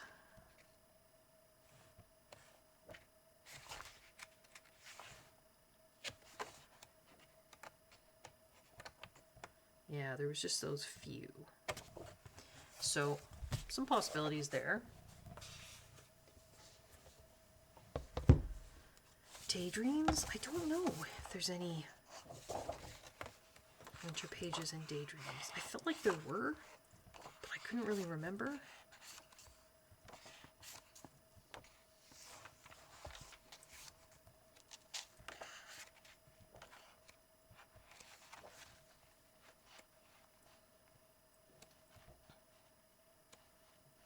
I mean, some of these you could make into winter pages. I'm sure people have. You know, you've got crystals and things there.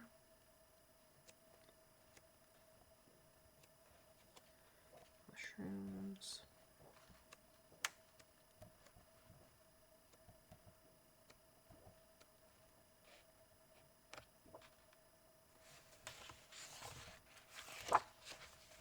Sorry, I'm flipping, but I might be missing some pages.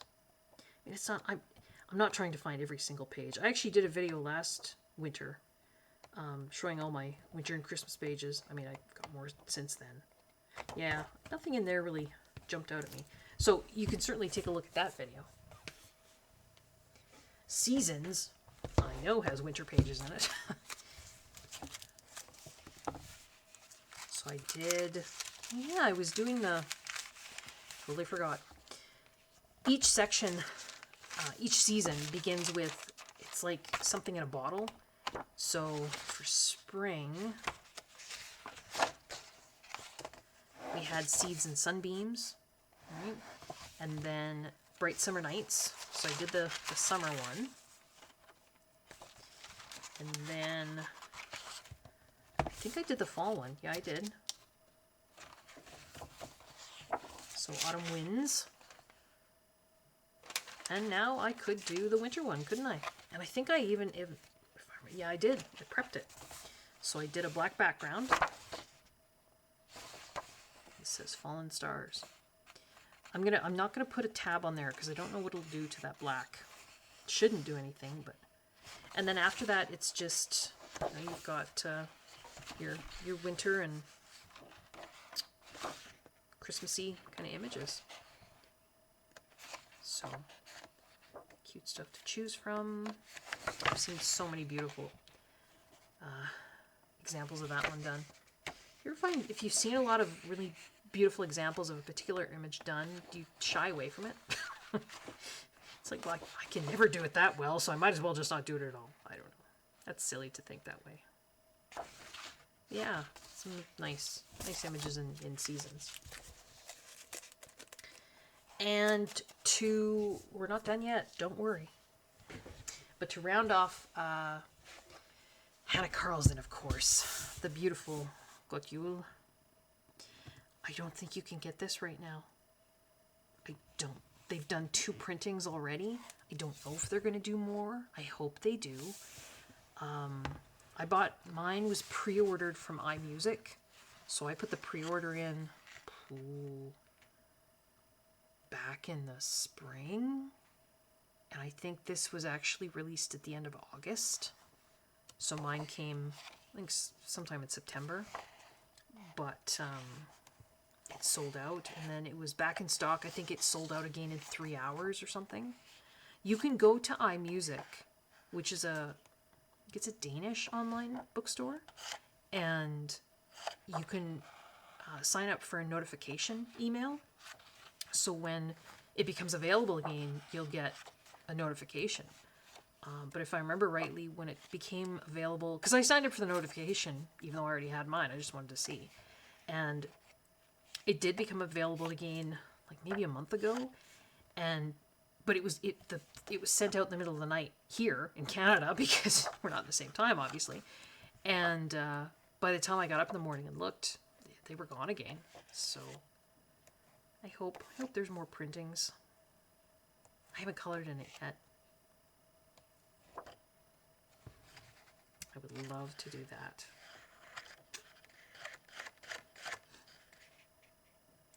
I can see that same wintry kind of sunset background. Even though there's stars, I don't know why I can see it. Sort of. Maybe. I don't know.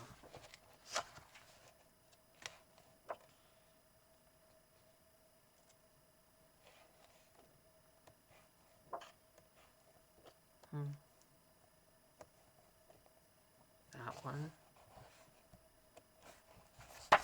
Teeny tiny cats in the window.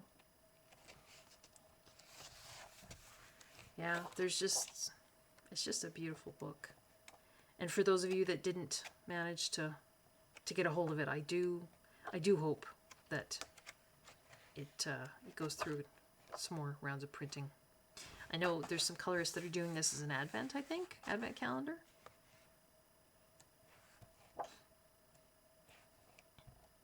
I should color in it, shouldn't I? I'm not going to mark a page. Any page that I choose out of there would be beautiful, wouldn't it?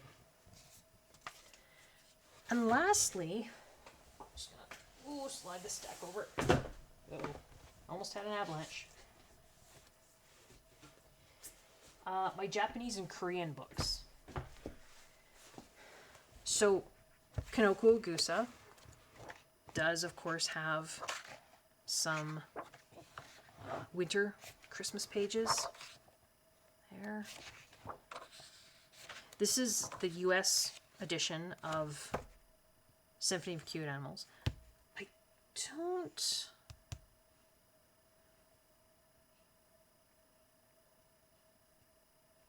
Symphony of Cute Animals, Kingdom of Korea Creatures. Is this the same as... I feel like this is the same as something. Minuet Bonheur.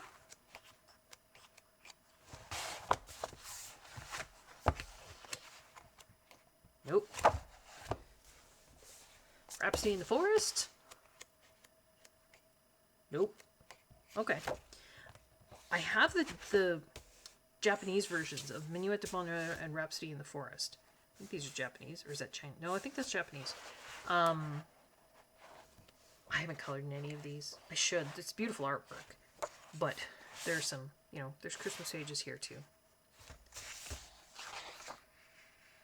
That one there. That would just be fairly easy. I mean, you've got snowflakes, right? You could do what you could do with the background. That's more into fall. So, I mean, there's definitely some, like, a seasonal aspect to that one anyway. So that was Rhapsody in the Forest. Don't know what the English name for that is. Sorry.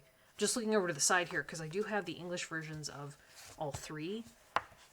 And so, what else is over? Kingdom of Curious Creatures and Garden of Fairy Tale Animals, but I don't know which is the same as Rhapsody in the Forest and Minuet de Bonheur. Sorry. One of you probably knows.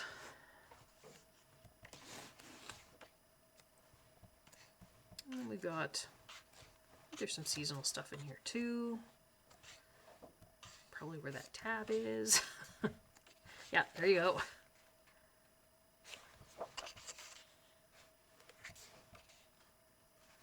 Halloween and fall. I think that might be it for there.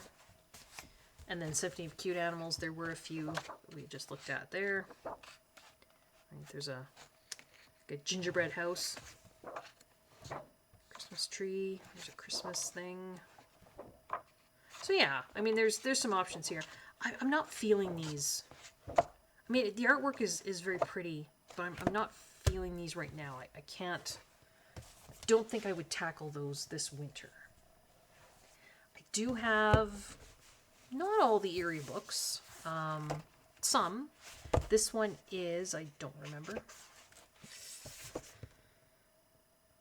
Fairy Tales? Fairy Tales Around the World, maybe? Looks like it might be.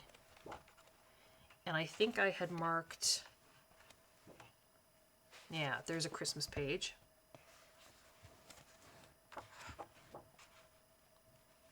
I think I'm more likely to grab an Eerie book than Kanoko Agusa right now. I just feel... Then I marked a few. Like that's more... Yeah, that was Halloween. That's wintry.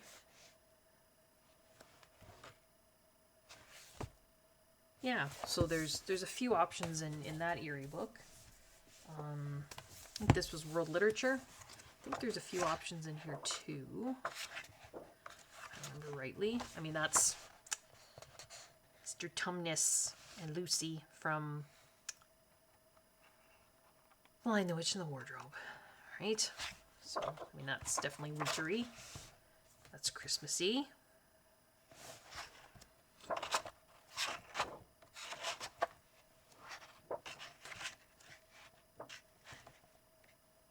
That's Little Matchstick Girl, right? I mean, that's winter.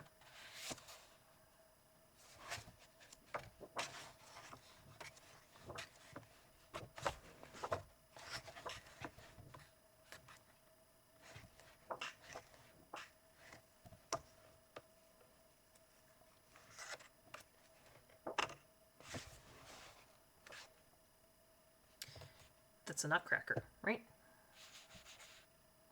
It's typically Christmas. I think that's about it for sort of wintry Christmas ones in there. I do have all three of the Romantic Country books. I've done very little in them. Peaceful Days in the North. This is Romantic Country 3, third tale. Sorry, I'm kind of going backwards here, just have the way they're stacked next to me. But I think there's, Letters to Santa Claus. There's a fair number of wintry Christmas pages at the beginning of this one. Nutcracker there. That's not so much, but you've got ice skating, winter forest there.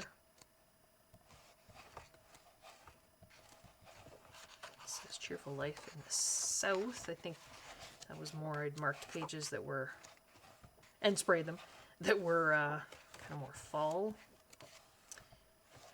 That one's wintry. That one's kind of wintry too. There's Christmas cookies.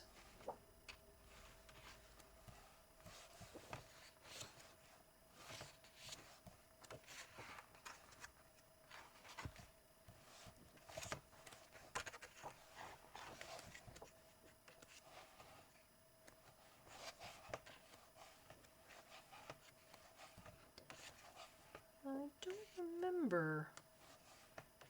That was more Halloween at the back. Yeah, I think the Christmas ones and winter ones were more to the front in that one. So that's the third tail. I think the second tail had a few wintry ones, if I remember correctly. They all do, actually.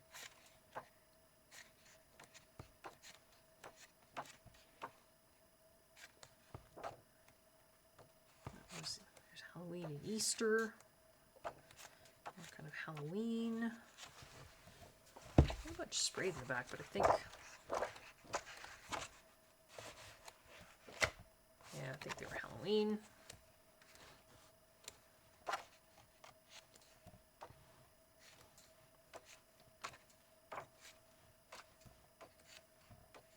Am I missing some? I'm getting tired. I thought for sure there was a wintry Christmas one in here. Have I missed it? Or is it at the beginning? Oh, there. Right? It's a nutcracker. Well, it's got some nutcrackers and nuts. I would say Christmassy. Wintry. That might be the only one in this one. I think. I could be wrong.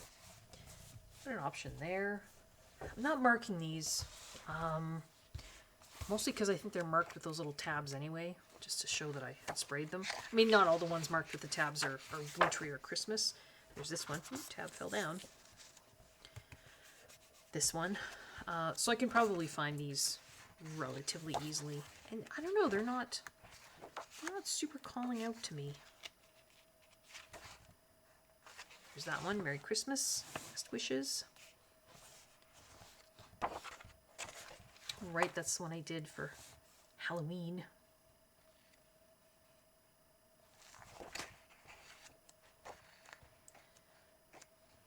Easter. I thought there was another.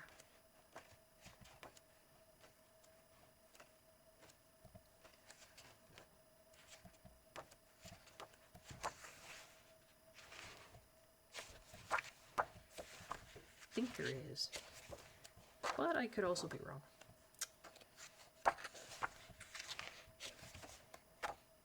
Oh, maybe I'm wrong. I thought there was, but I mean, there's a couple here at the back, right, that are seasonal. So there's some possibilities. In Erie, I have this Momo the Bear book. This is the Korean version. There's also a Japanese version, which is more, it's narrower and a bit taller.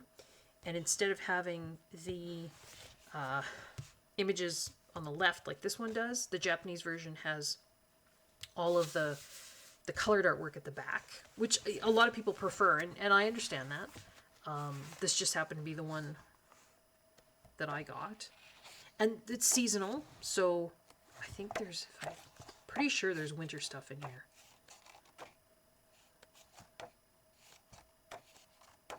Yeah, I mean, there's a super cute one. It's very sketchy. Christmassy, wintry one there. I love that one. The sky in the background. That's very cool. And the snow. There's virtually no... I want to say there's no shading in theirs, but I mean, there is tiny bits of it, but it's not like they've spent a lot of time. It's a very flat, cartoony kind of look, which, you know what?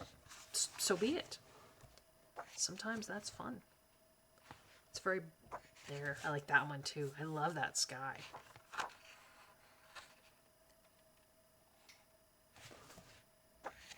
And then fall. I think that might be all the winter, I remember. I did one in here. Where is it? There it is. I just did that one. That's it. That's all I did. It was fun though.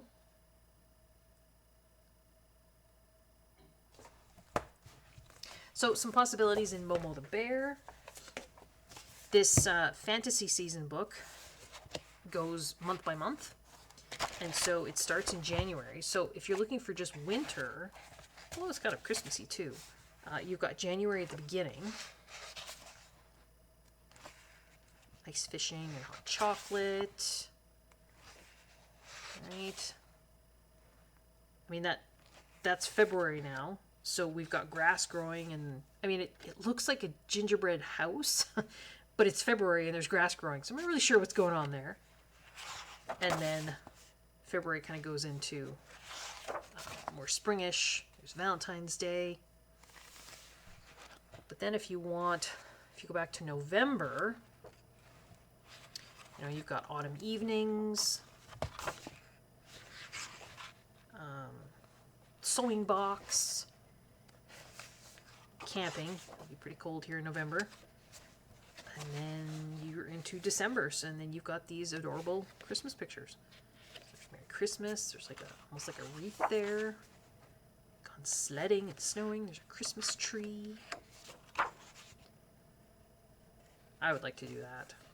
I don't know if I have the oomph, but you never know. The mouse sneaking in the window. Nice over here. Yeah. So there's that one. So that's fantasy season. One sec, I'm going to take a break and take a drink of tea. Right, I'm back. Getting to the end. This is a watercolor book that I think is printed. Again, it says it's watercolor paper, but I don't know that it's sized. It's thicker paper, and it's textured. It almost feels like hot press, like it's smoother. But you've got your original artwork here, and then your line work there, and it's broken into seasons. So you've got winter starts here, and so I won't keep flipping it, but it's got urban scenes, which I think is very cool. Some very beautiful watercolor winter scenes that you can copy or do your own thing.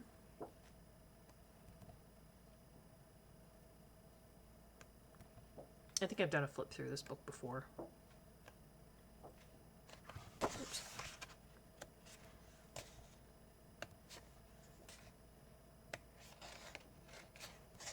Yeah.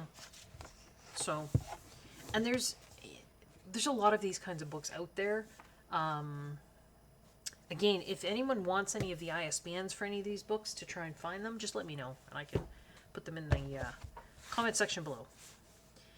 This is the Polar Bears Adventure book. So it's one of these books that, you know, you've got the Ururi Mouse sketchbook, and then you've got the cats and the teddy bears and the bunnies and the squirrels and the Tokamuri? Is that the series name? I can't remember.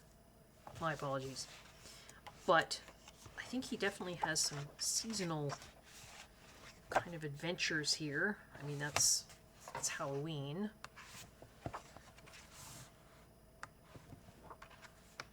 Halloween.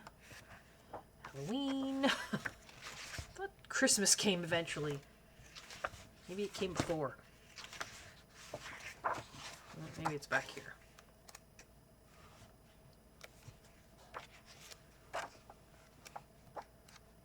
I'm sure there was... I mean, I guess he starts out in winter, doesn't he?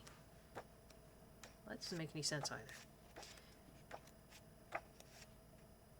Well, he does, because he starts at the North Pole, because he's a polar bear. So, yeah, some wintry scenes. Sorry, I kind of went backwards here. This is, you know, more Christmassy. When he finds a message in a bottle. And if I translated all this, I'm sure there's a kind of a story to go with it. But then he gets to... Well, that's Christmassy, I guess. Missed that one. Well, there's a ghost there. I don't really know.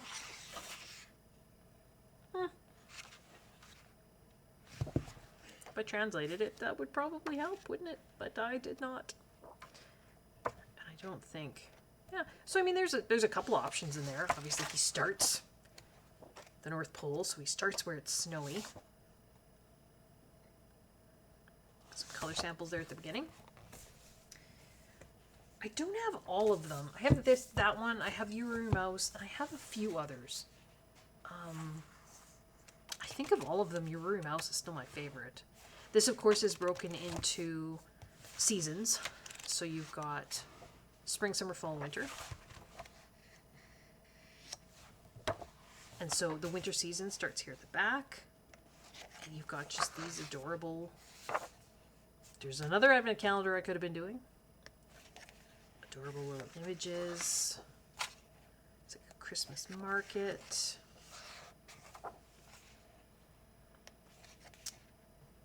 Just looking at some art supplies.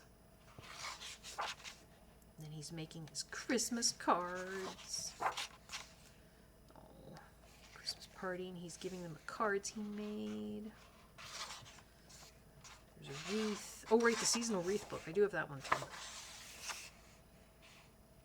And then, yeah, sort of just dreaming. It's Christmas time.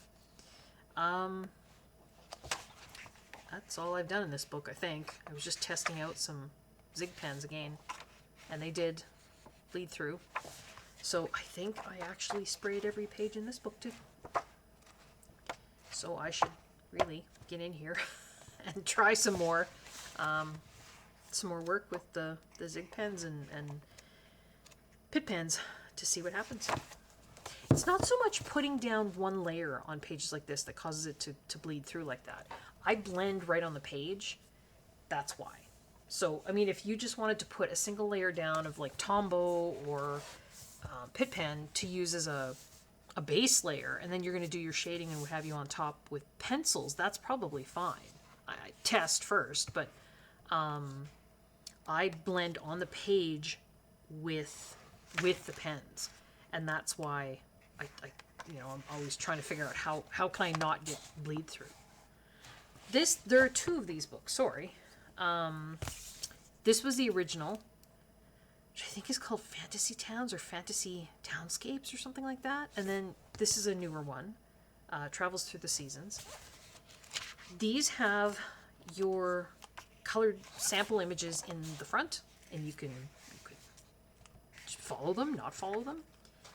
This first one, I'm just trying to remember if there was a winter one in here. I never did finish that one. I started it.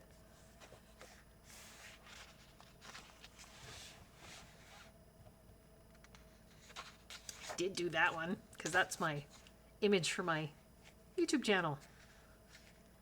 The crystal could be kind of wintry. This one could be wintry too, I think. Started that one, never finished that one either. Yeah, there's the fall one that I started and never finished. Here's my lab page. I know it's not Christmas, but I'm very proud of it. I like it. All the shiny glassware on there. It was fun. But I think number 23. This one, yeah, I think it's showing snow, like snow on the roofs and stuff. And you've got kind of the red and white. You wouldn't have to follow that color palette, but I think that one could be wintry if you wanted it to be. Don't know. Was there a winter one in this new one? It does say Travels Through the Seasons, but if I remember correctly... Oh, this is called The Castle Town of Red Apples and White Snow. You see that one there? So, I mean, you could definitely do winter. It's got snow falling there. Strawberry Noir Castle. So we're kind of going backwards here, aren't we? The Coal Mine Christmas Tree, which is super interesting. So there's the apples and the white snow one.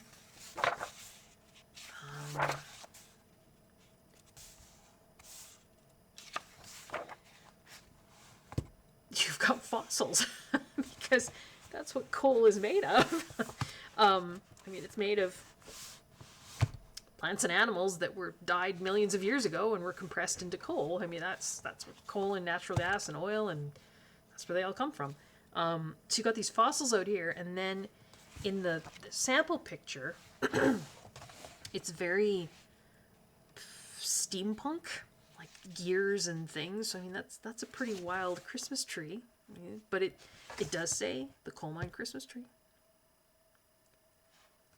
And then you've got some other cities, shelves of plants. I mean, that's Autumn Kingdom. That's beautiful. Kingdom of Stationery. Don't think there were any other. Mint chocolate. Yeah, no other ones that really were very wintry. Not like that. I mean, the coal mine Christmas tree is pretty cool, but I mean, I think I'd probably be more likely to color that one.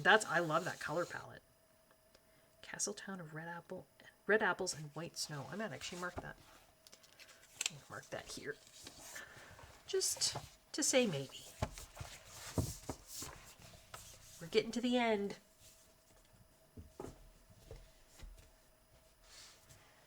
Let's see.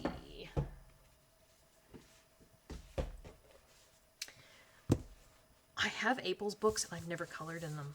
I'm scared. You've got so this is Coloring Book of the Four Seasons. This is the newest one, I think, right? You tend to have the colored images on the left and then the line work on the right. Because this is seasons, I think this whole back part is winter, is it not? I would assume so. I could translate that, but I'm thinking, I mean, that looks like autumn, summer, probably. Yeah, I would think so. So this whole back part, you've got, yeah, seasonal images. You've got winter. I mean, these are so beautiful. And I would be so terrified to mess them up. You just gotta try, though, I guess, right? If it goes badly, it goes badly. That's how you learn. So there's some specifically Christmas ones.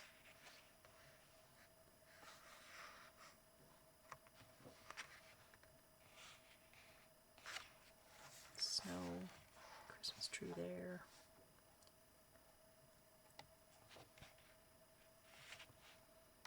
Her little dog with the reindeer antlers. It's got birches. And you know, they do the ground here dark, but I bet I could make that into snow. But then it is a nighttime scene.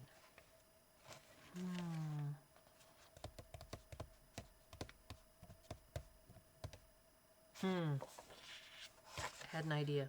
I think it's gone now. I'm going to mark that one. I'm going to mark this one. Odds are I won't do it because I'll be scared, but you never know. Extras here at the back. Love that end page. There's end papers. I love that. I think they're at the beginning too. Yeah. There might be other winter pictures in the other April books. I didn't pull them because odds are if I don't do one in here, I'm probably not going to do one in one of the others either, am I? But you know what? We're looking for inspiration. We're just making ourselves feel good, aren't we? This is the Desert Fox Journey. I think it's called Seasonal Journey or something like that book. But it's broken up again into seasons. And it's adorable. The fox is adorable. But his little cactus friend is a scream. So again, you've got the completed artwork on the left and then the line work on the right. The little cactus friend is dressed as a little devil and he's got like bat wings and it's Halloween. I know it's not Halloween anymore, but that's adorable. And he's riding a bike. He's got like a little dinosaur helmet. I love it. Okay, winter starts here somewhere. Those are all still autumn. Autumn. We're getting, there we go, winter. Cactus has a Santa hat. I mean, these are adorable.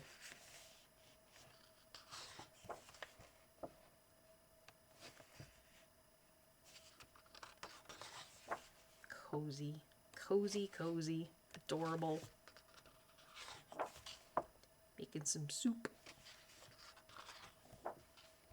Ice fishing.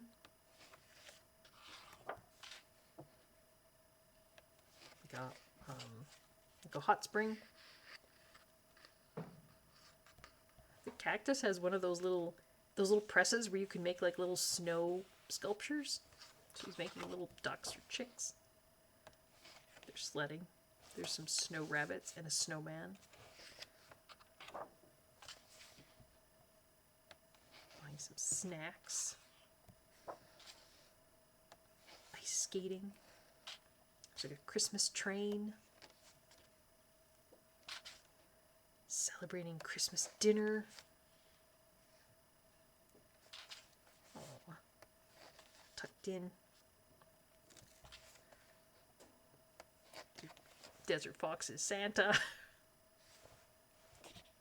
There's some adorable little snowmen down here. Snow is melting. They're flying a kite. Still indoors. Yeah, so some pretty cute winter images in there. And I love looking at these books that have the, you know, the colored image on the one side. Excuse me. Just for inspiration or just because it's so darn cute. This is a book that I don't think a lot of people have. And again, if you want the ISBN, I can give it to you in the comments. It reminds me a lot of the Green Ivy books, and I'll show you those in a sec. We'll actually end with those. But it's basically broken into seasons, and it's this family of 4, that sort of are going through, it's called Every Season, Every Moment. But there's a mom and a dad, and a little girl, and I think it's a little boy. I'm not sure. Look at that. But this one there's some text here and it's Korean. You've got the colored image on one page and then the line art image on the next page. So it's only really every second page that's a coloring page. You've got the original artwork there. So if we go back to Winter Starts Here, there's some really beautiful images. So that's the cover image. The paper is it's a card.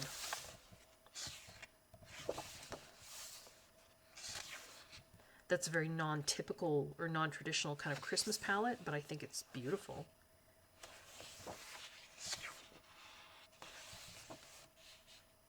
They're either packing away or looking for maybe warm woolens and what have you for wintertime. You can see it's snowing outside. And they even, they draw it in for you here, which is kind of nice, because sometimes when you've got line art versions of paintings, they don't always put all the details in, so then you sometimes have to draw them in, which, if you're comfortable with that, is awesome. There's the mom and the girl. Again, I think it's Christmas. You've got a nutcracker, that feels very Christmassy, but it's very kind of non-traditional Christmas palette. Maybe that's the little newborn. Because there's a baby. It's a family of 4.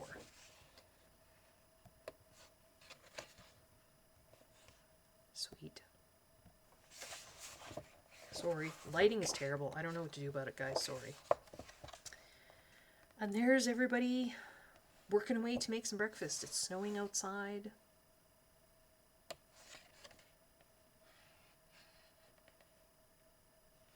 The baby in the carrier. Blanket fort. Playing dinosaurs.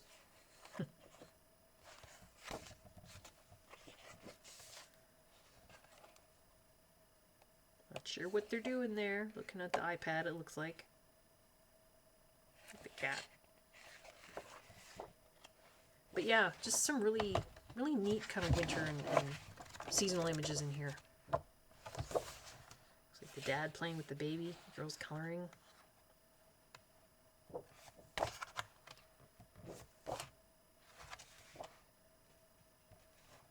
Girl and her little brother. Not sure if it's little brother or little sister. Doesn't really matter. It's just sort of remembering, yeah, those moments.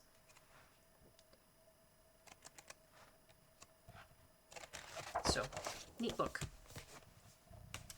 And I think we will finish off with Green Ivy, because it's one of my... He is the illustrator's name, I think. Korean illustrator, and one of my favorite illustrators. So this is a newer book. I'm gonna end with the Seasons book, the Four Seasons book. This is called Nostalgia. There are 5 sections in the Nostalgia book, and that beautiful end paper. In this one, I think the seasonal images are kind of mixed in all over the place. Yeah, so here, I mean, this gives me kind of fall vibes. That could be winter. You know, you've got blankets and things. Here's a Christmas tree. The interesting part about this, the line work is colored. I don't know if you can see that. So you've got the green of the Christmas tree. The line work of the Christmas tree is green. The poinsettia line work is red. The bulb ornament line work is red. The line work for the bells is kind of a dark gold, which is great if you want to copy their color palette. If you don't, I don't know. I still think you could probably... The line work isn't that dark, but it is subtly colored. This definitely looks to me like colored pencil work in the original. Like maybe it's something else, but yeah, there's just all kinds of really beautiful images. This one, there's another Christmas one. You've got, you know, playing piano, and then you've got various winter animals. You've got some poinsettias down there.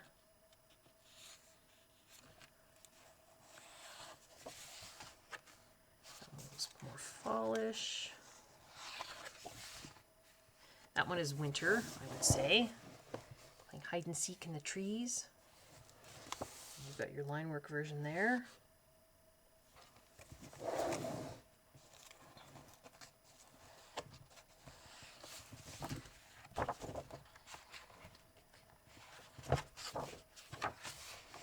That one's more fall. Clover for St. Patrick's Day. I think that one could be winter. You know, you've got hats and things and earmuffs drying by the fire. They've been outside, mittens.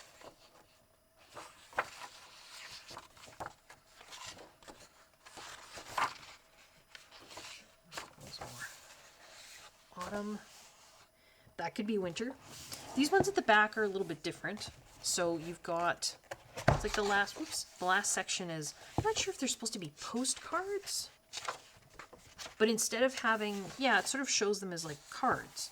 So that's the 5th section. So instead of having, you know, your colored image and then a full page image, you've got your colored image and then right next to it, you know, you have your image to color. So it's smaller, which is kind of nice. I figured that could be kind of wintry. Got the big sweater. This could be kind of wintry with the little bear. Yeah, and then it's got it says to cut. So that one is, I think this series is called Green Ivy, but the illustrator is He, H-E-E. That's what it says at the bottom of every illustration. And I think we'll end with this one. So this is the same illustrator, and this is a seasonal book. And so you've got spring, summer, autumn, winter. So we will go to winter. And I mean, it's just, I love the illustration style so much. Peeking out the window in their jammies and it's snowing outside. Sure, that's winter. Not really winter where I am, but here they've got some snacks, and there's always the cat. Sometimes the cat is dressed, sometimes it's not. It's got a scarf and a sweater on. baking. The cat is into the flower. That's an interesting one. That's the way it is. I mean, she's missing, so that's the way it's drawn over there. Or some pine trees, a balloon. This is what I mean in terms of all of these patterns. None of this is here. So you would have to do that here, which I think would be a labor of love, but would look amazing. That looks very watercolory. I said before they looked like, some of it looks like colored pencil, but the pattern on here looks like watercolor to me. Whereas on the cat and the girl, that looks like pencil work. Yeah, to me, that looks like pencil work. Just looking outside, there's some snow that looks like a magpie.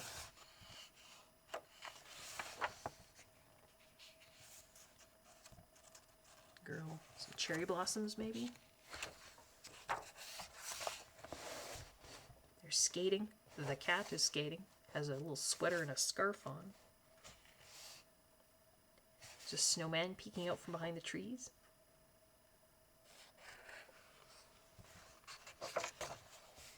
Winding wool.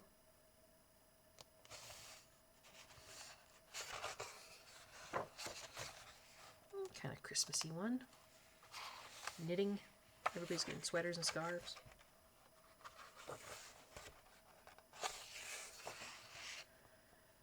There's kind of a Christmassy one. Snowman. The deer has a onesie. The cat has a little cape, like a Santa cape. That feels very wintry. This one's in the winter one, but I mean, it could be, you know, coming into spring. You've just got buds on the trees. And that's it. There's a supplement bit here at the back, which, again, has some other colored pages and like some places for notes and things.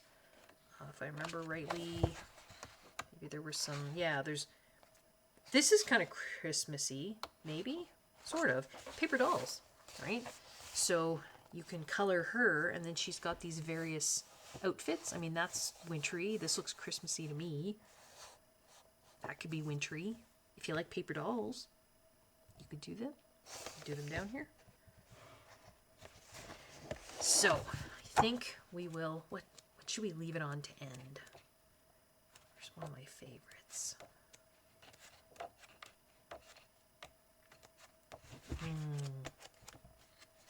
I like that one. That just says cozy to me. Well, this has been quite the marathon video. If you've made it to the end, congratulations. Gold medal to you. I hope you enjoy it. I hope you could maybe just watch it in installments, color while you were listening. Maybe you were doing some baking or some cleaning, decorating, who knows. But maybe it was just to spend time with me, sit with me and look through some books, and I feel better. I hope, for today anyway, I feel like I could tackle some Christmas coloring. So that's a good thing. I hope everyone is safe. I hope everyone is well. I hope everyone is enjoying their coloring. Thank you so much for always being there for me and just letting me know that too. It means a lot to me. It really does. Until next time, folks, take care. Bye-bye.